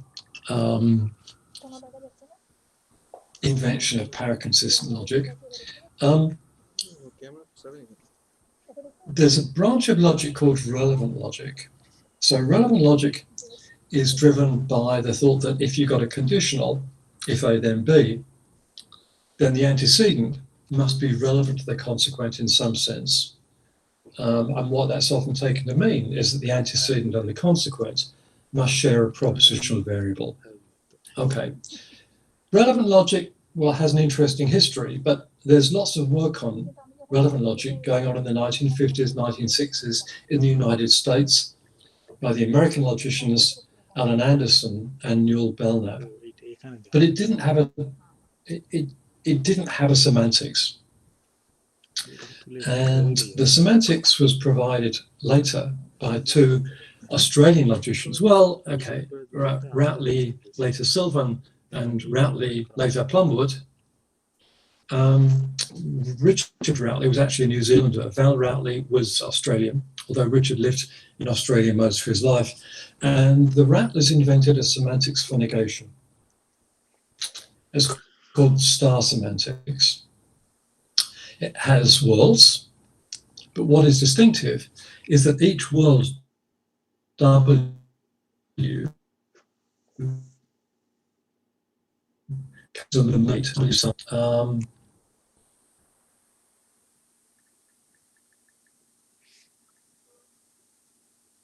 not A is W, okay? But the trick is to say W star. And because you're dealing with W star, but not W, it's quite possible for A to be true at W, but not true at W star, and therefore not A is true at W. So you can have a world where both A and not A is true, but B is not. So all these people are working, well, between 1948 and 1972, and working largely in ignorance of each other. So really, this is one of the first truly international logical movements. So it seems this seems kind of an appropriate topic for a World Logic Day, because this was truly global. And since then, it's become global in many, many more ways. I mean, paraconsistent logic is now investigated in every country in the world. but that belongs to more modern history. I'm just giving you the origin in the middle of the 20th century. So, as you can see, it was invented by many people. They all had different motivations, which I haven't talked about. They all had different techniques, which I have talked about a little. So, even with the little I've told you, you can see that there are going to be many possible power-consistent logics, depending on the kind of logical technology you use. So possible worlds, modal logic, truth functionality, and there are others. Virtually any modern technique of non-classical logic will give you a power-consistent logic. So one of the great things about modern logic is this. When classical logic was invented, people like Frege and Russell developed or applied the techniques of mathematics to produce classical logic. And for maybe 30 or 40 years, it was assumed that the application of mathematical techniques was synonymous with classical logic, but they're not. Those techniques like proof theory, model theory, and so on are very powerful, and they can be deployed to produce many non-classical logics. So in some ways, one of the success stories of the second half of the 20th century is precisely the development of non-classical logics using the mathematical techniques which were invented around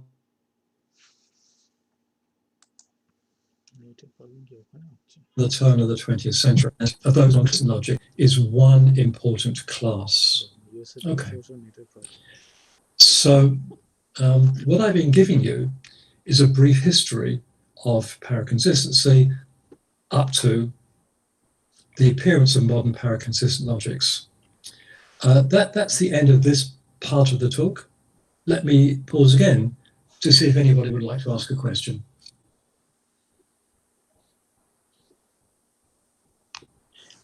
Professor Priest, I think it's reasonably clear how the history goes, but are you going to talk about how, because with inconsistency, you're talking about how we reason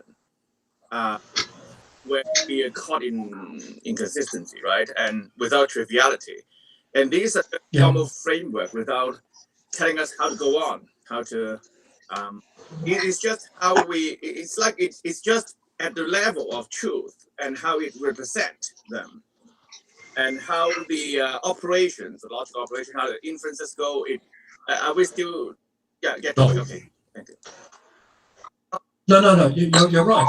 You're right, of course. I mean, we use, a logic isn't simply a formal system. Of course, logics are formal systems, but we employ them to reason in a certain sense. So what you're raising is the question of what possible applications there might be of power consistency. I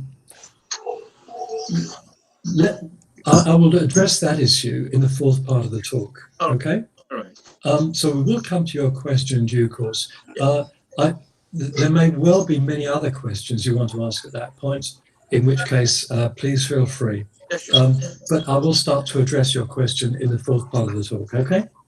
Thank you. I have one question. I couldn't understand the fourth reference you have given, Richard Routley. That negation A is true at world W, even only if A is not true at W star means the negation of W. I have missed the point. How can you say that we can get A and not A at the same time in world? That's not clear to me. All right. So look, let's suppose that W and W star don't have to be related at all. Okay, so think of it like this. World W is New York City. World W star is Calcutta. All right? Now, so let's take some statement A. It can be true in New York City, but false in Calcutta. But if it's false in Calcutta, what that means is its negation is true in New York City. So both A and not A can be true in New York City. Is that any clearer? Okay. Now, why you should build a world shift, or in my example, a location shift into the semantics of negation is an obvious question. And the Ratley semantics, the star semantics, came in for a good deal of criticism on this point.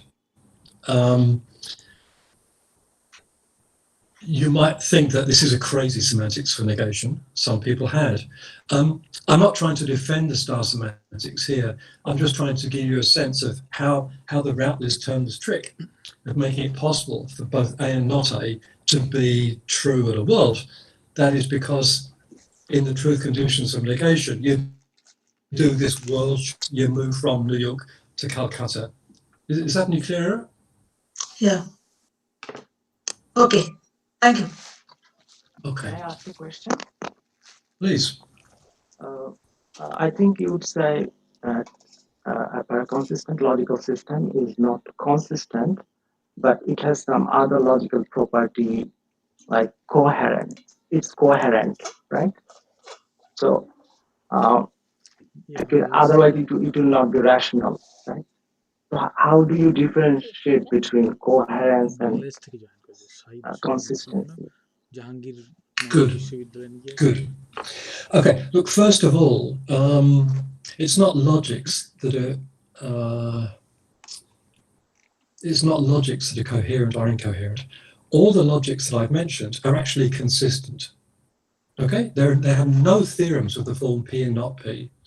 They have models in which you can model P and not P, but none of these logics is inconsistent. None of them has inconsistent theorems. There are inconsistent, paraconsistent logics, which have theorems of the form P and not P, but they're kind of unusual. So all these logics are consistent. Now, what you're really talking about is not the logics, but the theories that they make possible. Okay, so using any of these logics, you can certainly have theories which are inconsistent but non-trivial. All right. Now,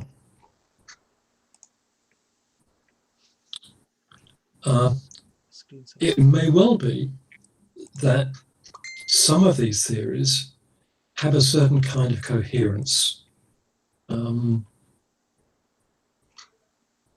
How you understand coherence is an interesting question. I mean, it's one of the core notions of epistemology. To a certain extent, I'll provide an answer to your question when we get round to the topic of applications in the fourth part of the talk. However, let me just give you a quick answer to your question. There's a lot more to a coherent set of beliefs than negation, than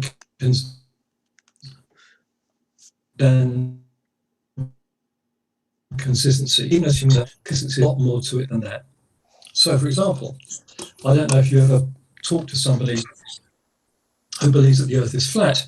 Their beliefs can be perfectly consistent. I mean, every time you have an objection, they come up with an ad hoc example, ad hoc excuse. So we've been into space and we've seen that the world is round.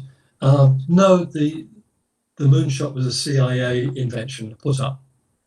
So if you've got a sensible flat earther, their views will be consistent. They're crazy for all that.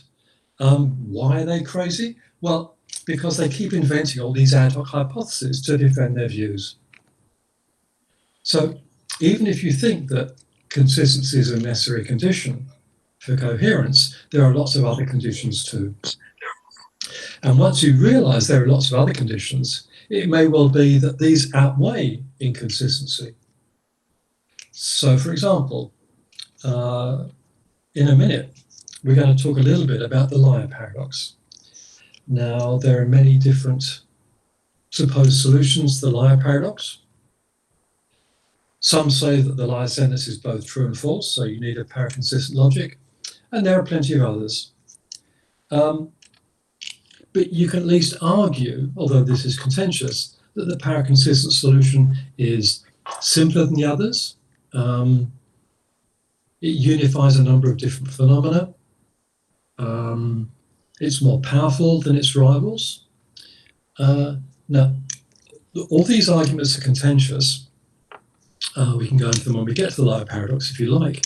But you can see that if those arguments are correct, what they show is that an inconsistent solution might be a better solution than a consistent solution, just because even though it is inconsistent, it has all these other epistemic virtues like simplicity, power, unificatory ability. Call those a kind of coherence, if you like. The word's not particularly important. It's what would make such an inconsistent theory rationally preferable to a consistent rival. So I've talked around your question a little bit. Do you want to come back on this? Okay, it's interesting, thought-provoking. Thank you. Okay, well, there may be other things you want to ask when we get to part 4 of the talk. So please feel free to come back on this question if you want to, okay? Okay. Any more questions before we pass on?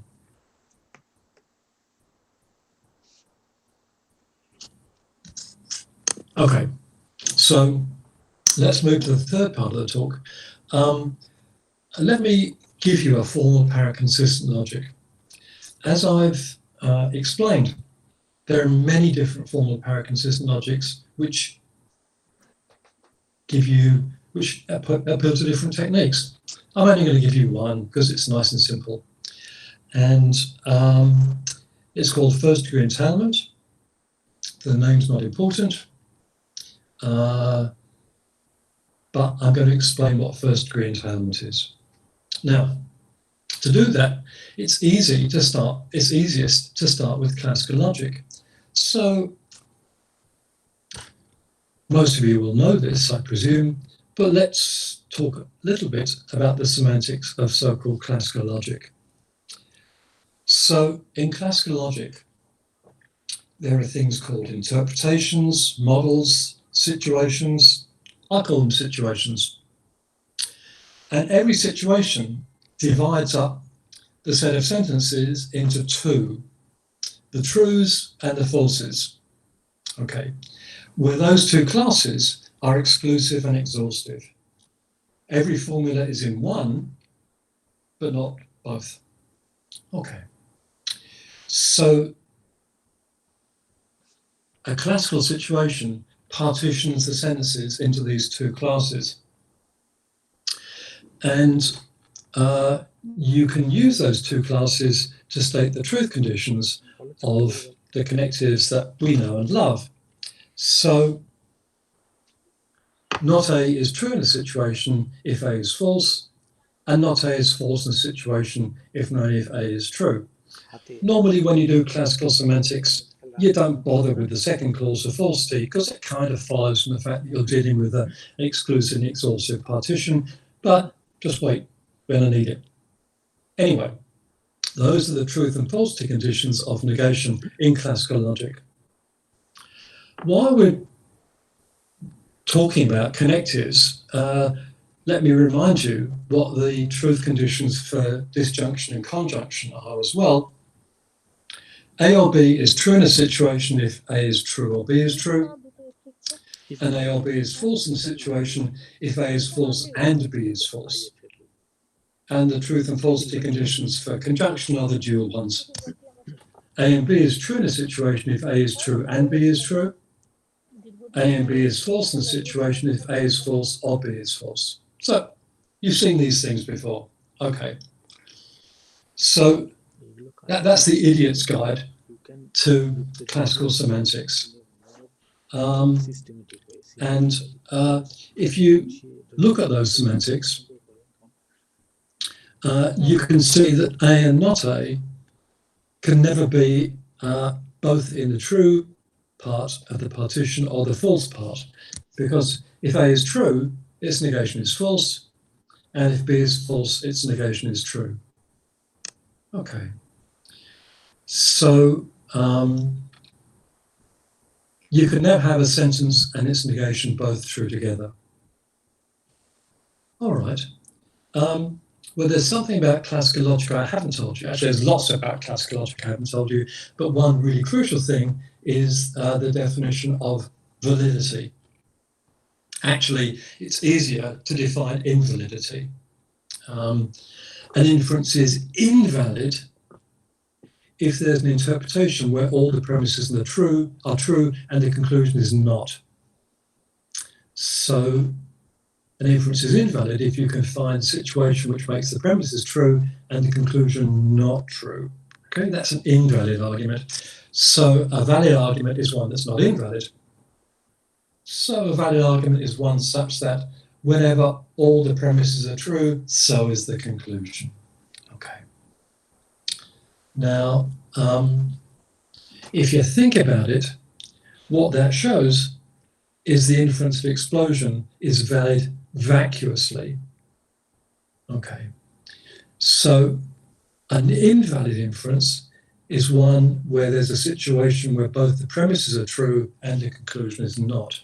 But, you know, what we've just seen is there's no situation where both A and not A are true. A fortiori, there's no situation in which A and not A are true and B is not. Okay. So explosion is vacuously valid. And this is why it's taken to be valid in contemporary classical logic. Okay. So that's classical logic and why it validates explosion. Now, I've given you this as a preparation to describing the semantics of first-degree entailment, because the semantics of first-degree entailment is exactly the same. Everything is exactly the same with one exception. This. In classical logic, a situation, every situation, partitions sentences into the trues and the falses, where those two sets in the partition are exclusive and exhaustive. In first-degree entailment, you get rid of that assumption. So every situation will say that some sentences are true and some are false, but that partition is no longer exclusive and exhaustive. So here are the trues. These are the blue left half of the diagram. Here are the falses, the pink bottom half of the diagram. So things in the bottom left quadrant are both true and false. And things in the top right part of the quadrant are neither true nor false. Now, a while back I mentioned the Chatrushkoti, and you can see now why I mentioned it, because this is the Chatrushkoti. Every sentence in a situation is either true, false, both, or neither. So the Buddhist philosophers, they didn't invent first-degree entailment. I mean, modern formal logic was not on their agenda, but they had a metaphysical picture which obviously provides the underlying basis. Now, in general then, a situation in first-degree entailment is going to have 4 different categories. Of course, there can be situations where the trues and the falses are exclusive and exhaustive. Some of the first-degree entailment interpretations, situations, are simply classical interpretations. It's just that there can be more of them, okay? And in particular, there can be situations where you can have stuff that lives in the bottom left quadrant or the top right quadrant. Okay. So that's the change that you make, and that's the only change you make. Everything else is exactly the same as before. Let me give you a warning. People sometimes get confused at this point, because in classical logic, to be false is the same as being not true. Okay. This is not the case in first-degree entailment. So to be false is not the same as being not true. These are the false guys, the guys in the pink bottom half. The guys who are not true are these guys, the guys in the right-hand half. And obviously those are not the same. So, just don't think of false as meaning not true. These are different. But everything else is exactly the same as I gave you before. So, for example, the truth conditions for negation are the same. So, if A is true and true only, its negation is false and false only. If B is false and false only, its negation is true and true only. So if C is true and false, what's its negation? Well, it's false and true, same thing. So C can be true and false, and its negation is true and false. So in particular, explosion is going to fail, because there can be a situation in which C and not C are both true, and B, say, is not. Now, remember how I defined validity? I didn't define it in terms of falsity, I defined it in terms of the negation of truth. An inference is valid if there's a situation in which the premises are true. An inference is invalid if there's a situation in which the premises are true and the conclusion is not. Well, here's such a situation which shows why explosion is invalid.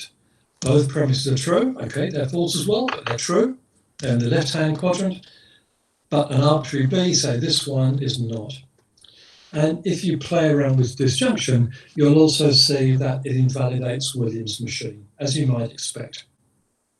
So if you wondered where the standard argument for explosion fails, well, that's where the disjunctive syllogism fails. Okay. So what I've done in this part of the talk is explain to you the semantics of one very simple power-consistent logic. And if you're a logician, you're going to ask another question. Well, what inferences are valid and what are invalid? Let me quickly answer that before we pass on. So let me give you a proof system for classical logic. So it's a natural deduction system, and I've set it up in a way that's particularly useful for me.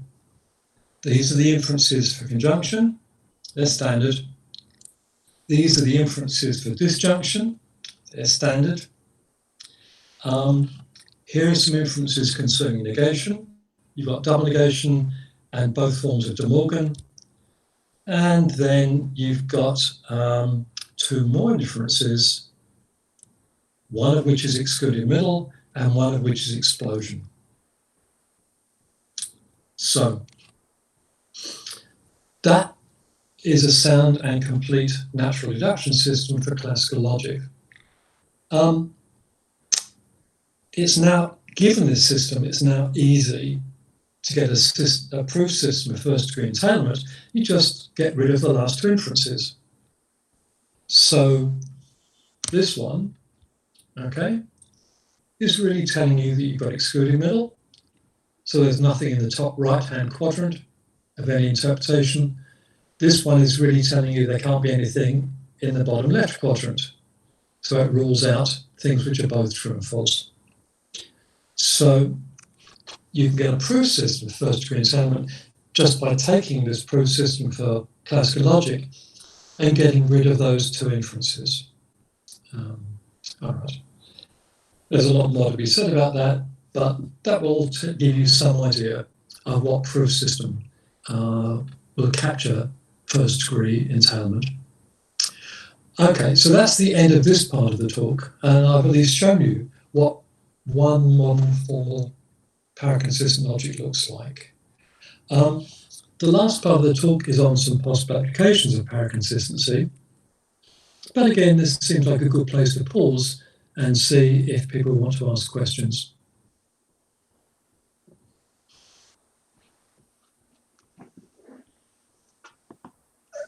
By getting rid of explosion, did you get rid also of disjunctives, disjunction introduction? No. No, you will see that disjunction introduction is a valid form of inference. Right. Okay. You get rid of disjunctive syllogism, but not disjunctive introduction. I see. So are you okay? Let me see. So are you applying disjunctive syllogism discriminately? I'm not applying anything. I mean, I'm just describing to you the semantics of the logic. Yeah. What you're raising is a slightly different question, which is this. Clearly, we do apply the disjunctive syllogism sometimes, and quite legitimately so. Okay. It's not formally valid. All right, that's fine. How is it that you can apply an inference that's not formally valid correctly sometimes? That sounds kind of crazy, but it isn't. And let me just remind you that there are all kinds of inferences that we use which are not deductively formally valid. They're called non-deductive inferences. Traditionally, they're called inductive inferences. Okay? So we apply perfectly correctly inductive inferences. And it could well be that disjunctive syllogism is an okay inductive inference. An inductive inference. An inductive inference is crudely is one that works most of the time. Okay? And you might think, well, if disjunctive syllogism fails, it only fails in inconsistent situations. So if inconsistent situations are not the norm, so if consistent situations are the norm, then you can apply it as an inductive inference. I mean, that's one possible answer. I mean, a lot of thought has gone into this, but that's one kind of standard answer. Yeah. Is that okay? Yeah, but as long as it's an inductive, okay, let me see. So when you, make that inference, are you claiming that the conclusion is probably follows, or it? No. Okay, so there's a question of how you understand non-deductive inference. A lot of work has gone into the semantics of non-monotonic logics nowadays. Okay, people tell different stories about them, but here's one story.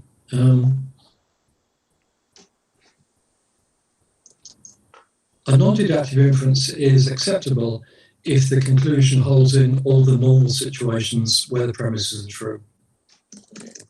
So if you've got reason to believe you're in a normal situation, and it can be a default assumption, then there's good reason to believe that the conclusion is true too. Okay? Yeah, I think it's good that it holds in because it models what's normally the case and not in situation that's of course inconsistency is beyond what's the normal case, I think, and yeah, I think I begin to see what's non-inductive inferences. Yeah. So as I say, look, there's this whole technology of non-monotonic inference. Non-monotonic is just the modern name for inductive inference. It means that you have a premise which entails some conclusion, but then you get some more premises. And once you've added the new premises, the conclusion doesn't follow. And really what's going on, if you think in terms of the sort of standard model theory, is that the new information will tell you that you're not really in a normal situation.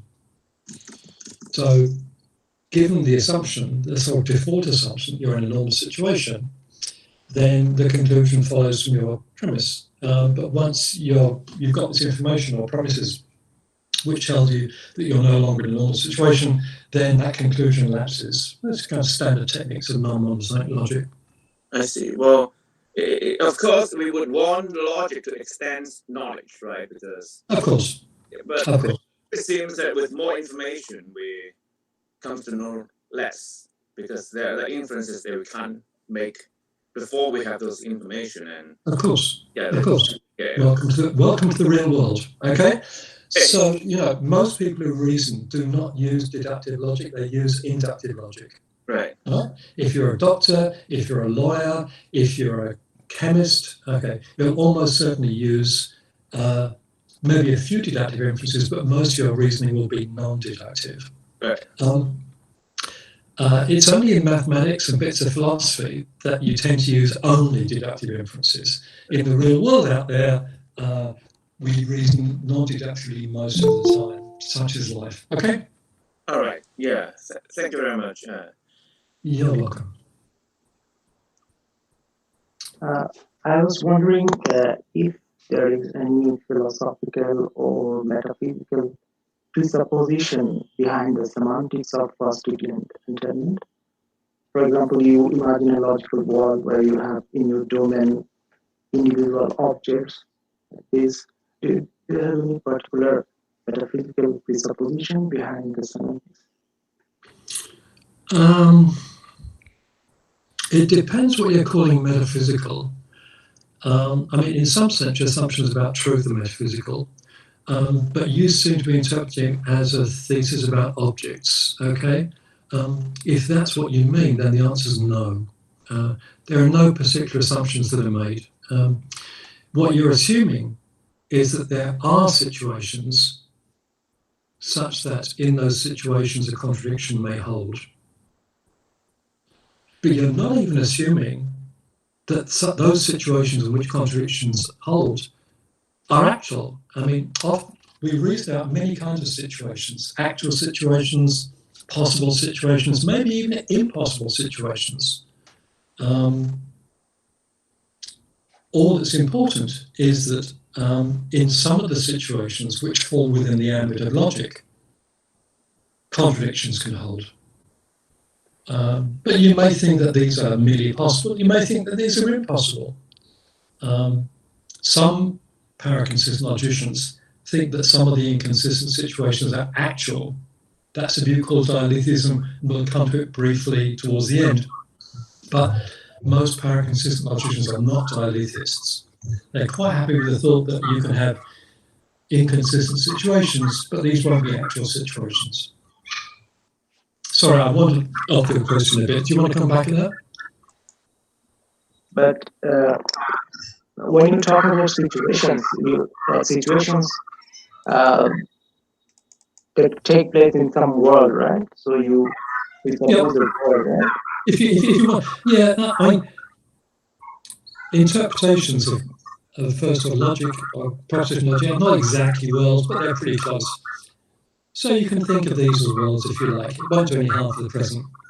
So you might think that the actual world is consistent, but some possible worlds are inconsistent, or maybe some impossible worlds are inconsistent. All that's important is that these worlds are ones which you have to consider when you're thinking about validity. They fall within the ambit of your logic, as it were.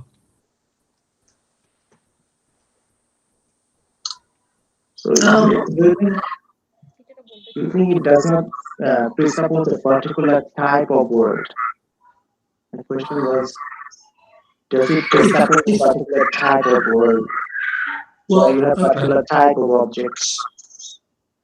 Well, if you identify situations with worlds, then it presupposes there are worlds which will be inconsistent or incomplete. That's true. Whether they're possible, impossible, or actual is another matter.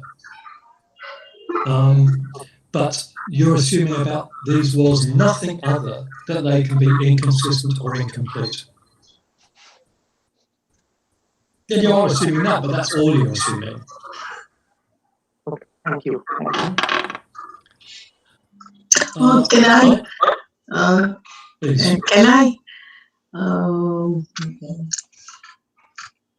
Can I ask you something regarding this question? Oh. Can we talk about a situation, an actual situation, where we can have inconsistencies in someone's utterances? Suppose X and X is saying something P, and X is also saying P dot curl P. At the same time, he's saying something which is inconsistent. But whatever he is saying is informative, may convey some information to the hearer, because the hearer might find out that either the person is hiding something, or maybe finding out some clue that the person is contradicting himself. So in that way, can we really think of a situation where contradictions are not trivial, not and even useful for us? Oh, absolutely, absolutely. I'll give you some examples in a minute. But it's clear that people endorse contradictions, all of us. I mean, Donald Trump is an extreme case of this, but you know, we all endorse contradictions occasionally, sometimes thoughtlessly. In fact, you know, there are certain arguments that it is rational to do this, provided by things like the lottery paradox or the preface paradox. We can go into those if you like. Whether or not you can rationally assert contradictions, that you can rationally assert contradictions is much more contentious than that people often assert contradictions, which is pretty bloody obvious. Yeah, and then if people do assert contradictions, there's a question of what you do about it, and that's kind of an interesting question about rationality.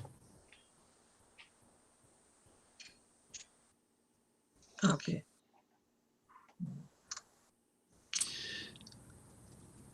Okay, let's pass on, because a number of the questions that people have asked are very good questions, and they really concern the applications of paraconsistent logic. So let me turn to that in the final section of the talk. There are many putative applications. Let me give you 3 or 4. The first one concerns data processing. So modern computation devices store an enormous amount of data. They not only store it, but they draw conclusions from it. Okay. But data is harvested from all kinds of sources. There are mistakes entering the data in input, so the data can be corrupt. It's therefore quite possible that your database will be inconsistent. If it's inconsistent, you really do not want to apply explosion. So, for example, suppose your database is corrupt and it tells you this: the next train from Calcutta to Delhi leaves at noon. There is no train from Calcutta to Delhi today. Suppose I ask it the next train to Mumbai. Okay, I really do not want it to apply explosion to tell me the next train from Calcutta to Mumbai leaves at 1400. So if you are using an inference engine on a database, and the database may well be corrupt, you certainly do not want to apply an explosive inference engine. And you might want to say, well, okay, well, but you know, what we should do is test our database for consistency before we start drawing inferences. The trouble is you can't do that, because by some very standard results of logic, there is no algorithm which determines consistency, at least in the case of first order logic. You can in propositional logic, but real life goes way beyond propositional logic, of course. So you can't test for inconsistency, get rid of the inconsistencies before you infer. So you always have to reckon with the possibility of inconsistency in your database, and that means you'd better not use an explosive inference engine. So this is one application, one very practical application of a paraconsistent logic. Let's move on to another. In the history of science and philosophy, there are theories which are inconsistent and which are known to be inconsistent, but which are employed by physicists. A very interesting case of this is the Bohr theory of the atom. So this was the theory of the atom that was proposed by Niels Bohr in the 1920s. It's sort of the solar system model, which says an atom is a central nucleus of protons and neutrons surrounded by electrons, behaving rather like the planets in the solar system. The theory was inconsistent. Bohr knew this. And I don't think he thought it was true, but he thought it gave the right results in many occasions. So he used it to infer. And why is it inconsistent? Well, because it applied the theory of classical electrodynamics, Maxwell's theory. And according to this theory, energy is continuous. It can take any value in a continuum, any real value. But if you apply classical electrodynamics to the Bohr theory of the atom, because an electron is accelerating, it's going around in a circle, it should be irradiating electricity. So Bohr said, well, we've got to assume that energy is quantized, so it can take only discrete values, which of course contradicts classical electrodynamics. And Bohr applied both the quantum principle and classical electrodynamics. So his theory was inconsistent. Now, I don't think he thought it was a true theory, but it certainly gave the right predictions. Okay, if it gave predictions, he must have been drawing conclusions from it. If he was drawing conclusions, he must have been using a paraconsistent inference engine, because he didn't infer from the Bohr theory of the atom that the electrons move in rectangles. That would be silly, okay? Now there's a question of what inference engine he was using. Okay, that's another matter. But he must have been using some paraconsistent inference engine because he concluded some things but not others. So that's one example of an inconsistent theory in the history of science that was used. Now, if you look at the history of philosophy, there are quite a few inconsistent theories, actually most of them. In the West, the most obvious example of a theory that was inconsistent and meant to be inconsistent was Hegel's theory. Okay, I'm not going to talk about that, but since this talk is going out in India, let's come back to the Chattoskoti again. So the early Buddhist metaphysicians, certainly up to about the 5th or 6th century, employed theories based on the Chattoskoti. And they used inferences. Some of these were deductive. Whatever they were doing, they weren't implying an explosive logic. Okay. So in other words, if you want to make sense of early Buddhist metaphysics, I think you have to employ a paraconsistent logic. Okay. So those are a couple of examples from the history of science and philosophy of where people must have been using paraconsistent inferences or paraconsistent logic, even though they might not have been familiar with this question. I mean, none of these guys are logicians in the modern sense. So let us move on to something else. Inconsistent mathematics. So,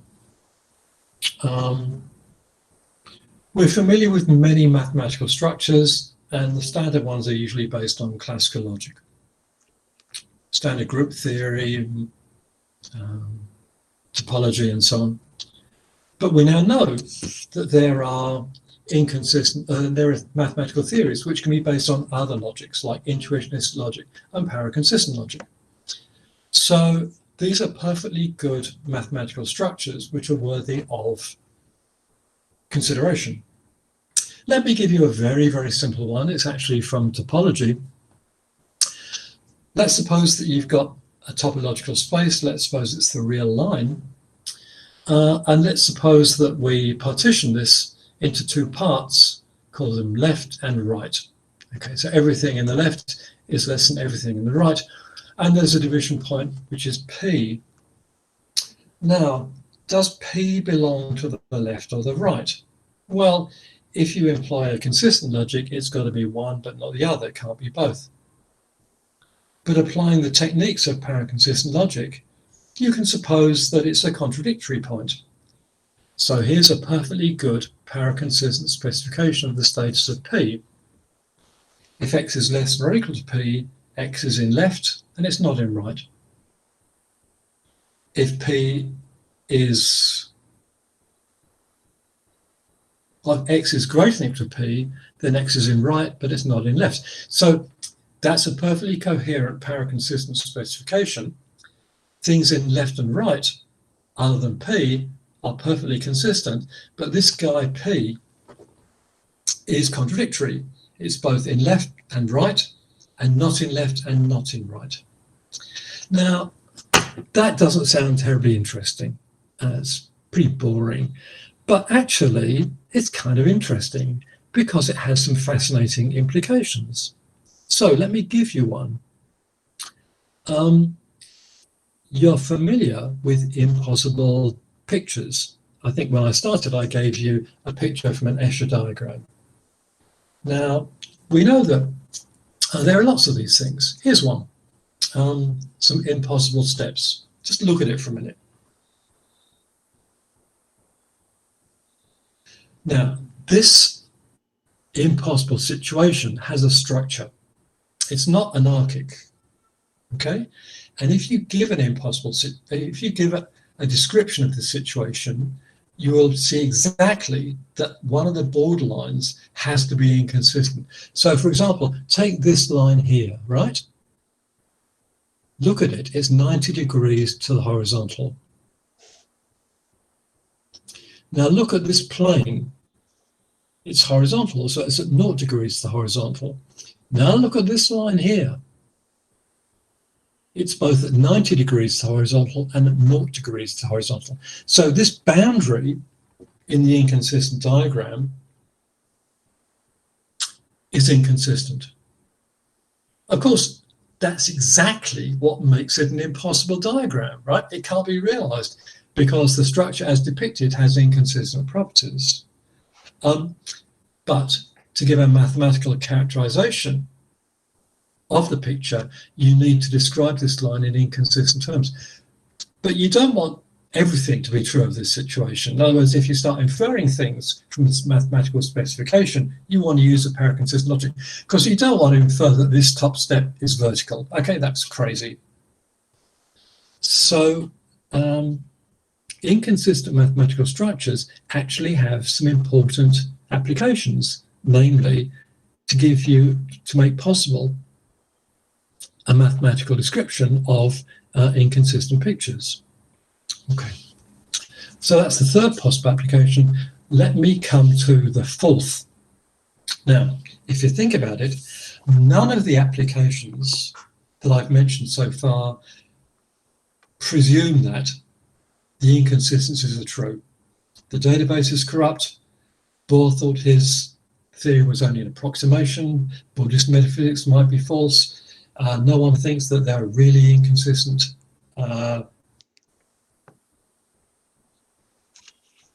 things in reality, like the steps. But some philosophers, and I'm one of them, think that some inconsistencies are actually true. Okay. And this is a view called dialetheism. So dialetheism is the view that some sentences are both true and false. That is, for some A's, both A and not A. Of course, this is different from the view that every contradiction is true. That's trivialism. The view is that some contradictions are true. Now, most paraconsistent logicians are not dialetheists. But if you are a dialetheist, then you'd better subscribe to a paraconsistent logic, because unless you're crazy, you don't want your dialetheism to commit you to the thought that everything is true, trivialism. Okay, so if you're a dialetheist, then, or if you hear of dialetheism for the first time, you may well say, well, okay, fine, but what sorts of contradictions might actually be true? Let me give you a couple. So most of the research that's gone into dialetheism has focused on the paradox of self-reference. So this is the Liar paradox. It's been known now for 2,500 years. And at the beginning of the 20th century, it turned out to be just one of a whole family of paradoxes in the foundations of mathematics. But it's easy to get your head around. So just consider a sentence that says this very sentence is false, and ask yourself whether it's true or false. Well, if it's true, it's false. That's what it says. And if it's false, well, that's what it says, so it's true. That's the lie paradox. It tells you that that sentence is both true and false. And if that sentence is, if that argument is sound, then because its conclusion is a contradiction, then the contradiction is true. Okay. Now, whether or not that argument is sound is, of course, contentious. But modern diletheists will argue that it is a sound argument. You can't find any really problematic step in the argument. But of course, lots of people have suggested problematic steps. Perhaps the most popular nowadays is one that says that the sentence is neither true nor false. So just think about how I reasoned just now. If it's true, it's false. And if it's false, it's true. In both cases, you have trouble. But maybe it's neither true nor false, so the argument breaks. Okay, so that's a move that is commonly made with respect to the liar paradox. But it doesn't take long to see that that doesn't really help much. Because, so let's suppose that some sentences can be neither true nor false. Just consider a sentence which says this sentence is either false or neither true nor false. Right. Well, if it's true, well, it's either false or neither. That's a contradiction. If it's false, well, it's either false or neither, so it's true. There's a contradiction. And if it's neither true nor false, so that's the third possibility. Well, if it's neither true nor false, then it's either false or neither true nor false by disjunction introduction, so it's true. So the contradiction has come back. So you can suppose that the lie sentence is neither true nor false, but it doesn't really get rid of the problem. Sometimes this is called the extended liar or a revenge paradox. Now, there's a great deal that's written on the liar paradox, and this is not the place to go into it. But this is one example that has been offered of a dilethia, the liar sentence, or at least its bent form like the second one. Okay, so let me give you a second possible dialethic situation, and this is the last. Let's talk about boundaries. So let's consider a continuum. It could be in space or time, where up to some point in space or time P holds, and thereafter not P holds. But there's this sort of crucial nodal point where the situation changes. And you might want to ask, well, what's the situation at this nodal point? Now, of course, that really depends on the situation you're dealing with. Sometimes the situation will be asymmetric. So take a car that starts off from rest. Let's suppose it up to time t0, at t equals 0, up to t equals 0, it's at rest, okay? And after that, it moves off continuously. Then because of continuous considerations of continuity, there is a last point at which the velocity is 0 and no first point at which it's non-zero. So the situation is asymmetric, okay? So there's a reason for placing the boundary point, the nodal point, in the left-hand chunk, not the right-hand chunk, and you can have examples where it goes the other way. The trouble is that some situations look symmetric. So, suppose, let's take, suppose I walk out the room. When I'm crossing the threshold, am I in or not in? Well, the situation is symmetric. I mean, I seem to be just as much in as not in, just as much not in as in. Some people think of this as a problem of vagueness. It's not, okay? I identify me with my center of gravity, identify the boundary with the plane of, which goes through the center of gravity of the door, okay? Then there's an instant in which my center of gravity in or not in. Okay, the situation is symmetric. What are you going to say? Well, because the situation is symmetric, you can't have an asymmetric answer. the answer's got to be symmetric. Now, there are two possible symmetric answers, neither or both. As far as symmetry goes, either of those is good. Okay.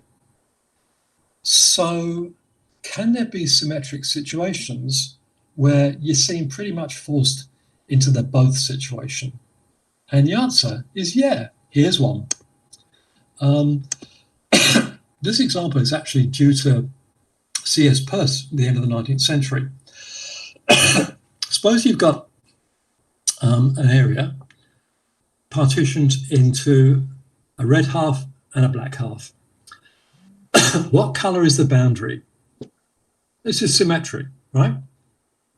Now, one possibility is that it's neither. But if you suppose that it's neither, that implies the boundary has no colour, and that's wrong. Okay, there's no gap in the colour, right? If there's no gap in the colour, the only symmetric solution is the both solution. So the boundary is both red and black, and that was actually Peirce's view, interestingly enough. So this last part of the talk has been about possible applications of paraconsistent logic. I gave you 3 possible applications, one to do with data processing, one to do with theories in the history of science and philosophy, one to do with inconsistent mathematics, and this last one has been to do with dialethism, some contradictions that are actually true, although not everything is. And I gave you 2 possible candidates for this. One concerns the paradox of self-reference, such as the liar, and one concerns boundaries. Okay, so the applications are contentious, certainly, but at least you can see the kind of things that have been invoked as applications for paraconsistent logic. And that brings this talk to a close. So at least I hope you'll have some idea about paraconsistency, its history, its nature, and its applications now. So it's before and after this lecture. Now, thank you.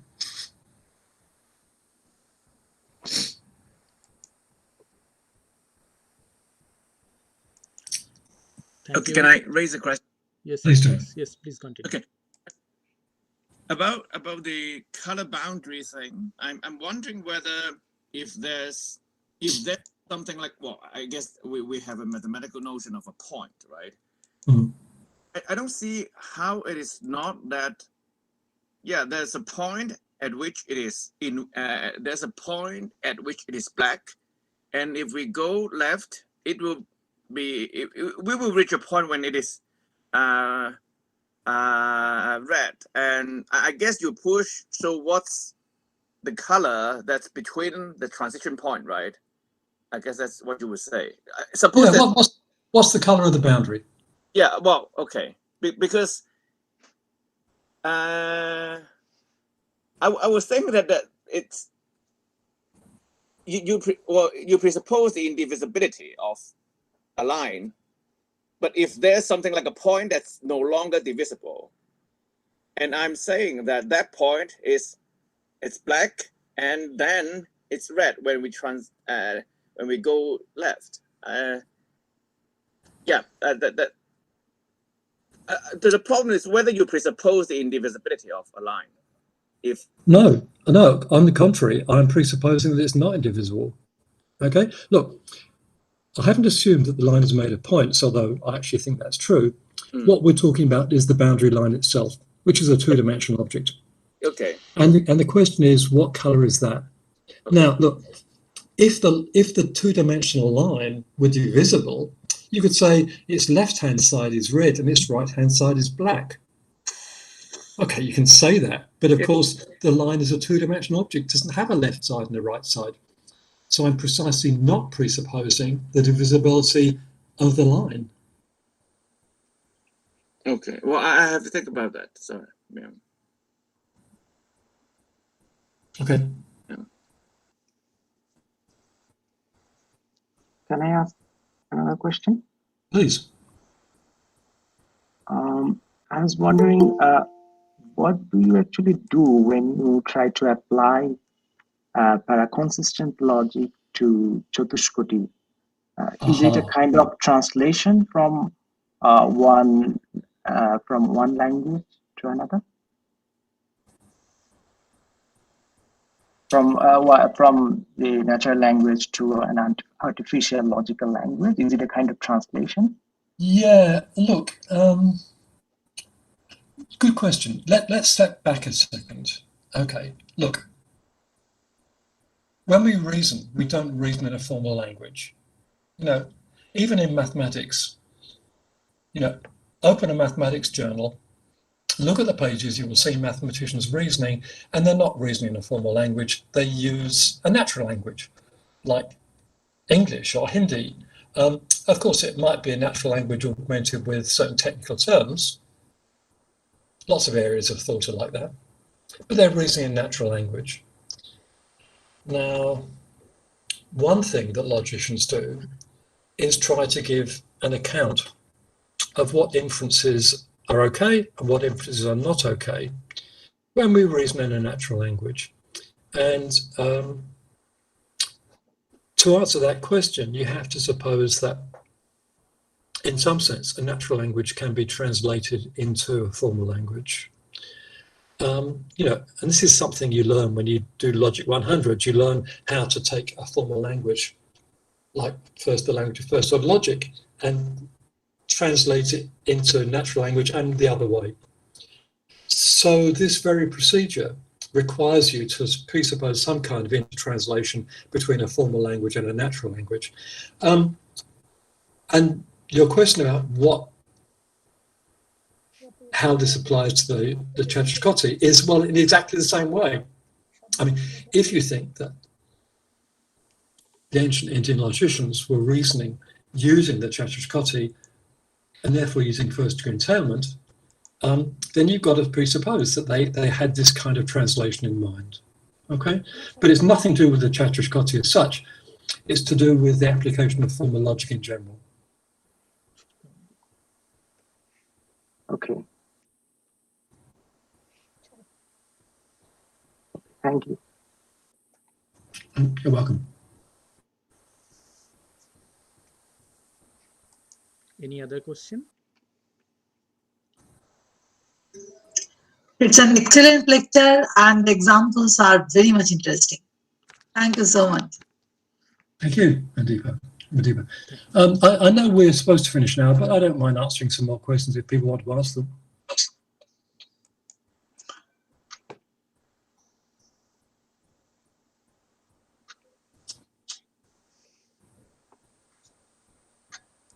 Any questions from audiences? One point I want to know, suppose we are considering the belief revision theory. Mm-hmm. There is in some cases it said that when some beliefs are revisioned, then some beliefs are there in my belief system, and because of the new evidences, some other beliefs are entering the area.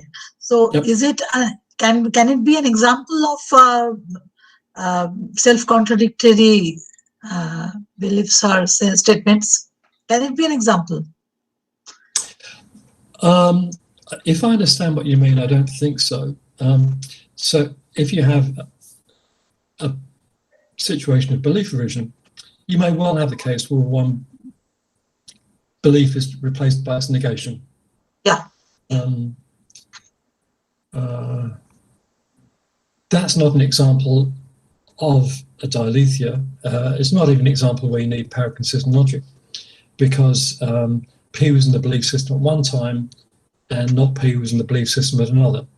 So using time, you kind of disambiguate. Actually, there are some at some point of time that previous belief was there, and because of the new evidences, some new beliefs are just turning towards entering the area. So both of them are there at the same time because of two different sets of evidences. Okay, Can so I if they're both there at the same time, then of course your belief set is inconsistent. And as I said, if your belief set is meant, or your information is meant to be closed under entailment, you want a paraconsistent logic. But that doesn't really have much to do with belief revision, because it's the situation before or maybe after the revision which is inconsistent. That's where the inconsistent action is. Okay. Thank you. Thank you, madam. Thank you, Professor Graham. In spite of your many assignments, you joined with us and shared your valuable thoughts. It will be definitely a thought-provoking, and many of us will interested in paraconsistency, logic of paraconsistency. Your lecture actually brushes up the dust and the dirt of over our rational mind. It pushes the boundary of our thinking capacity, thinking boundary, pushes the boundary, and diffused all our categories, whatever we set up in our minds. As we all know that nowadays logic is a shared domain by many subjects like computer science, information technology, artificial intelligence, mathematics, and also of course philosophy. Your untiring effort to make us aware of paraconsistency will definitely be useful for further researchers, and definitely many of young scholars will take their courses on paraconsistent logic. Thank you. Hope in normal situation you will join physically to our department, and whenever you come visit to India, please visit our department and give a series of lecture for our students and researchers, and please educate us about your new novel thoughts. Thank you. Many thanks, Sadiq. I look forward to the time when it will be possible to travel again and the return journey to India will be possible. But thank you very much for inviting me. It's been a pleasure. I hope you've enjoyed it. I wish you all the best for the rest of the World Logic Day. And in fact, I wish you all the best for the rest of this year. May you all stay safe and happy, and may the world return to happier times sooner rather than later. Thank you so much. For audiences, tomorrow we will start 1 p.m. There is a little change in the schedule for tomorrow. Professor K.S. Tiwari's lecture has been rescheduled at 1 p.m. So we will gather here again. First for Professor Tiwari's lecture, then Professor Priyambada Sarkar will talk about rationality of the irrational from Ludwig Wittgenstein's perspective, and then Professor Uma Chattopadhyay on Indian logic from Naya perspectives, and then by Professor Raghunath Ghosh, different aspects of Navya Nyaya system of logic. Thank you once again, and stay happy, and happy World Logic Day. Thank you.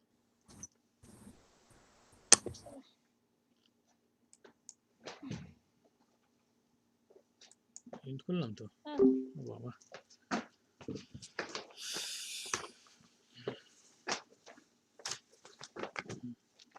মানে আজকে প্রচুর খাটনি হলো বসে বসে